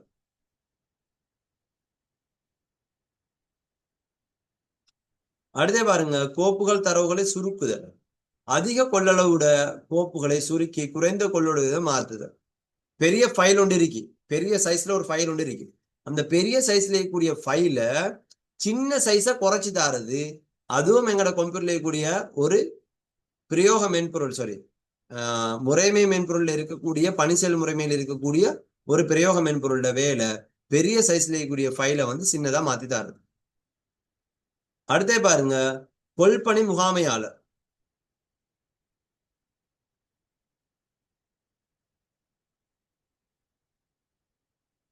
கொள்பணி முகாமையாளர் அப்படின்னா எங்க கம்ப்யூட்டர்ல என்னென்ன டாஸ்க் நடக்குது, என்னென்ன வேலை நடக்குதுன்னு உங்களுக்கு காட்டுறேன். இருங்க, உங்களுக்கு காட்டுறேன் என்ன கம்ப்யூட்டர்ல இப்ப என்னென்ன வேலையெல்லாம் நடக்குதுன்னு காட்டுறேன். Task manager. உங்களோட சர்ச் பார்ல போயிட்டு நீங்க டாஸ்க் மேனேஜர் அடிச்சீங்கடா,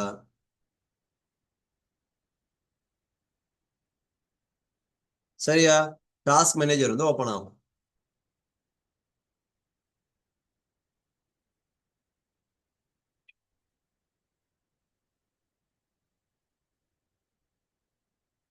ரைட், இதுதான் உங்களுக்கு டாஸ்க் மேனேஜர்.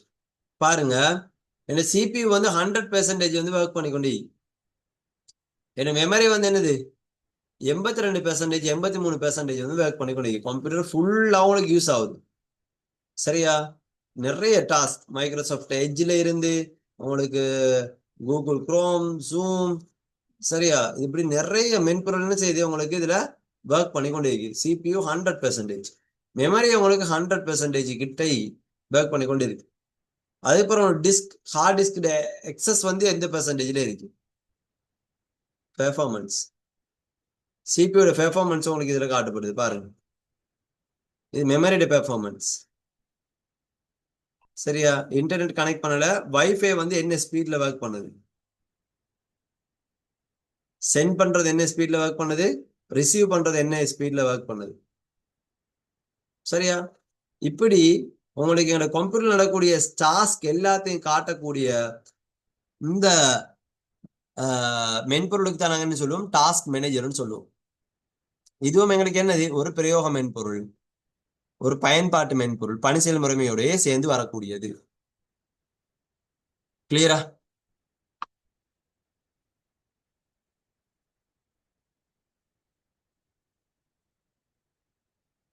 அடுத்தே பாருங்க, சிஸ்டம் டயக்னோசிஸ் டூல். அதாவது உங்களோட கம்ப்யூட்டர் என்ன சரி பிரச்சனை இருக்கேன்டா, அந்த பிரச்சனையை ஒட்டோவா கண்டுபிடிச்சு சொல்லக்கூடிய மென்பொருள். இதன் மூலம் கணனியில் அல்லது வலையமைப்பில் உள்ள மென்பொருள் மற்றும் வன்பொருள் குறைபாடுகளை இனம் காணலாம்.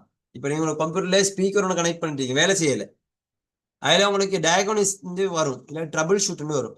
கிளிக் பண்ணிட்டா நீங்க என்ன செய்யும், உங்களோட பணி செயல்முறைமை உங்களோட கம்ப்யூட்டர்ல கூடிய பிரச்சனை என்னன்றதை உங்களுக்கு தேடி கண்டுபிடிச்சு சொல்லும். System diagnosis tool. அடுத்து உங்களுக்கு நச்சுநிரல் எதிர்ப்பு மென்பொருள். இதுல வேலை என்ன, கம்ப்யூட்டர்ல கூடிய வைரஸ் என்ன செஞ்சா அந்த வைரஸை தேடி கண்டுபிடிக்கிறது, அதை அழிக்கிறது. வேற ஏதாச்சும் ஒரு பென் டிரைவோ இல்லாட்டினா ஹார்ட் டிஸ்கோ சிடியோ என்ன சரி எங்களுக்கு கம்ப்யூட்டர் கொண்டு அடிக்க போகல, அதுல வைரஸ் இருந்துச்சுண்டா அந்த வைரஸ் எங்களுக்கு காட்டுறது, சரி, அதை ஸ்கேன் பண்றது, அந்த மாதிரி வேலையை வந்து செய்யறது. அடுத்தே பாருங்க, தரவு அல்லது கோவைகளை வெட்டி எடுத்தல் போன்ற கருமங்களுக்கும் அவற்றை குறுகிய காலத்திற்கு பேணுதும் கிளிப் போர்ட்னா என்னன்னு சொல்லி பார்ப்போம். இப்போ வாட்ஸ்அப் ஈக்கும், ஃபேஸ்புக் ஈக்கும், சரியா? இல்லை வாட்ஸ்அப்பே வச்சுக்கொள்ளுங்களேன். வாட்ஸ்அப்ல நீங்க பெருநாள் மெசேஜ் அது இதெல்லாம் அனுப்புவீங்க ஒருத்தருக்கு. அனுப்ப போக்குள்ள ஒரு ஃபார்மேட் நீங்க டிசைன் பண்ணுவீங்க, போல்டு பண்ணுவீங்க, அது செய்வீங்க, இது செய்வீங்க, வேற ஒரு எழுத்தை யூஸ் பண்ணுவீங்க, என்ன டிசைன்லாம் போட்டு செய்வீங்க. செஞ்சதை அப்படியே நீங்க காப்பி பண்ணுவீங்க. காப்பி பண்ணிட்டு வேற ஒரு இடத்துல பேஸ்ட் பண்ண போக்குள்ள உங்களுக்கு அதுல கிளிப் போர்ட்னு காட்டும். நாங்க ஒரு டெக்ஸ்ட் ஒன்னு ஒரு ஃபார்மட்ல சேவ் பண்ணமாக இருந்தா அதைத்தான் என்ன சொல்றது, கிளிப் போர்ட்னு சொல்றது. இந்த கிளிப் போர்ட்டை செய்யறதுக்குரிய மென்பொருள் தானே யாரு, கிளிப் போர்ட் மென்பொருள். விளங்கிட்டா? தரவு கோவைகளை படியெடுத்தல் வெட்டியெடுத்தல் போன்ற கர்மங்களும் அவற்றை குறுகிய காலத்திற்கு பேணுவதற்கும் கிளிப் போர்ட் வந்து பயன்படுத்துறாங்க. அடுத்து தரவு ஒருங்கிணைப்பு மென்பொருள். இதன் மூலமாக முதன்மை தேக்கத்தில் இருந்து இலக்கு தேக்கத்து உறுதித்தன்மையை பேணுது, டேட்டா சிக்னலைசேஷன். சரியா? இது எப்படின்னா, நீங்க உங்களோட கம்ப்யூட்டர்ல டேட்டா வந்து ஸ்டோர் பண்றீங்க. ஸ்டோர் பண்ற டேட்டா நீங்க இன்னொரு டிவைஸ்லயும் ஸ்டோர் பண்றதுக்கு என்ன செஞ்சுக்கிறீங்க, கனெக்ட் பண்ணிக்கிறீங்க. இப்ப இது ரெண்டை என்ன செஞ்சுக்கணும், டேட்டா சேவ் பண்றதுக்கு சிங்க்ரனைஸ் பண்ணி ரெண்டும் ஒருங்கிணைஞ்சு வேலை செய்யணும்.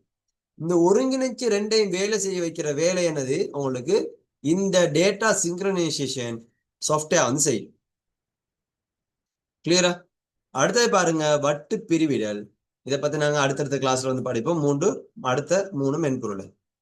சரியா? இது இல்லாம உங்களுக்கு கணினி செயற்பாடு மேற்கொள்ளப்படாத நிலையில் கணினியை பாதுகாப்பதற்கான ஸ்கிரீன் சேவர்ன்ற ஒரு மென்பொருள் இருக்கு. இது என்ன வேலைண்டா, இப்போ கம்ப்யூட்டர் வந்து ஆரம்ப காலத்துல வந்து கம்ப்யூட்டர் மானிட்டர் டைப் பண்ண சிஆர்டி மானிட்டர். சிஆர்டி மானிட்டர் எப்படி இருக்கும், முன்னுக்கால பொஸ்பரஸ்ல இருக்கக்கூடிய ஒரு கெமிக்கல் தான் உங்களுக்கு இருக்கும், கத்தோட் தான் உங்களுக்கு இருக்கும். அந்த கத்தோட் புள்ளி புள்ளியா இருக்கும். ஒரே கலர் வந்து அந்த ஸ்கிரீன்ல எப்பவுமே இருந்துச்சுண்டா அந்த ஸ்கிரீன்ல அந்த கலர் வந்து அப்படியே படிஞ்சிடும். வெள்ளை கலர்லயே எப்படி டிஸ்பிளே மிச்ச நேரம் ஒரே கலர்ல வச்சிங்களா இருந்தா.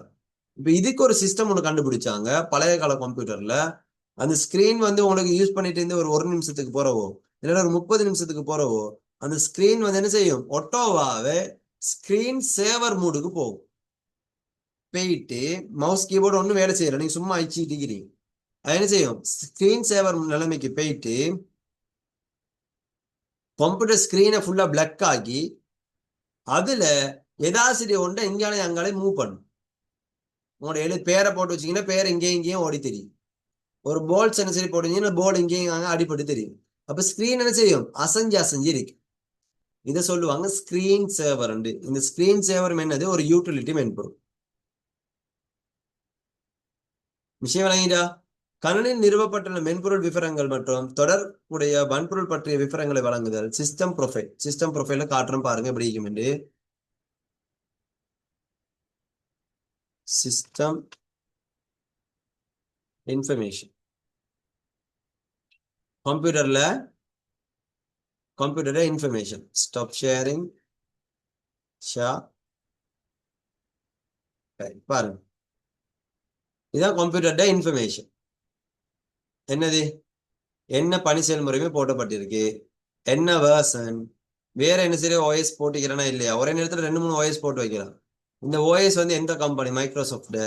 இந்த பிசில என்ன பேரு, சரியா? சிபி இந்த இதுல கூடிய பயோஸ் வந்து என்ன டைப்பான பயோஸ் வந்து இருக்கு, இப்படி பேர் வந்து என்ன, எவ்வளவு ரெம் இருக்கு, சரியா, எவ்வளவு ஹார்ட் டிஸ்க் இருக்குண்டு இந்த கம்ப்யூட்டர்ல கூடிய அவ்வளோ அவ்வளோ விஷயத்தையும் அவ்வளோ ப்ரொஃபைல் அவ்வளோ விஷயத்தையும் உங்களுக்கு காட்டக்கூடிய மென்பொருள் தான் என்னது, யூட்டிலிட்டி தான் என்னது, இந்த சிஸ்டம் ப்ரொஃபைல்னு சொல்றது. கிளியரா? அதே மாதிரி உங்களுக்கு நெட்வொர்க் யூட்டிலிட்டி. நான் நெட்வொர்க் பண்ணலையே, கம்ப்யூட்டர் வந்து ரவுட்டரோட தான் கனெக்ட் பண்ணிக்கிறேன், நெட்வொர்க்ல காட்டாது. கேபிள் அடிச்சா ரவுட்டர் உங்களுக்கு நெட்வொர்க்ல காட்டும். சரியா? இதுல உங்களுக்கு எந்த நெட்வொர்க்ல கனெக்ட் ஆகிருக்கு, அந்த நெட்வொர்க்கோட எவ்வளவு டேட்டா உங்களுக்கு டிரான்ஸ்ஃபர் ஆகுது, இந்த மாதிரி விஷயமா என்ன செய்யும் உங்களுக்கு இந்த நெட்வொர்க் யூட்டிலிட்டில இருந்து காட்டும். கிளியரா? அப்ப எனக்கு கம்ப்யூட்டர்லேயே கூடிய யூட்டிலிட்டி பத்தி நாங்க ஃபுல்லா வந்து பார்த்தோம். இவ்வளவு உங்களுக்கு போதும். இந்த கிளாஸ்ல உங்களுக்கு இந்த விஷயம் எல்லாம் குவிக்கா எல்லாத்தையும் உங்களுக்கு சொல்ற மாதிரி உங்களுக்கு இருக்கலாம். இது அவ்வளோத்தையும் உங்களுக்கு இவ்வளவு விஷயம் இருந்தா போதும். பேப்பர் பார்க்கக்குள்ள இது சம்பந்தமான விஷயத்த நாங்க டீட்டெயிலா வந்து பார்ப்போம். அடுத்தது இதுல நீங்க முக்கியமா பார்க்க வேண்டிய விஷயம் இந்த 3 மென்பொருளை பத்தி தான். இந்த 3ஐயும் பத்தி உங்களுக்கு அடுத்த கிளாஸ் வந்து படித்தருவேன். இன்றைய கிளாஸ்ல படிச்ச விஷயங்கள் ஏதாவது சரி விஷயம் உங்களுக்கு விளங்கலைன்னா தாராளமா வந்து கேளுங்க.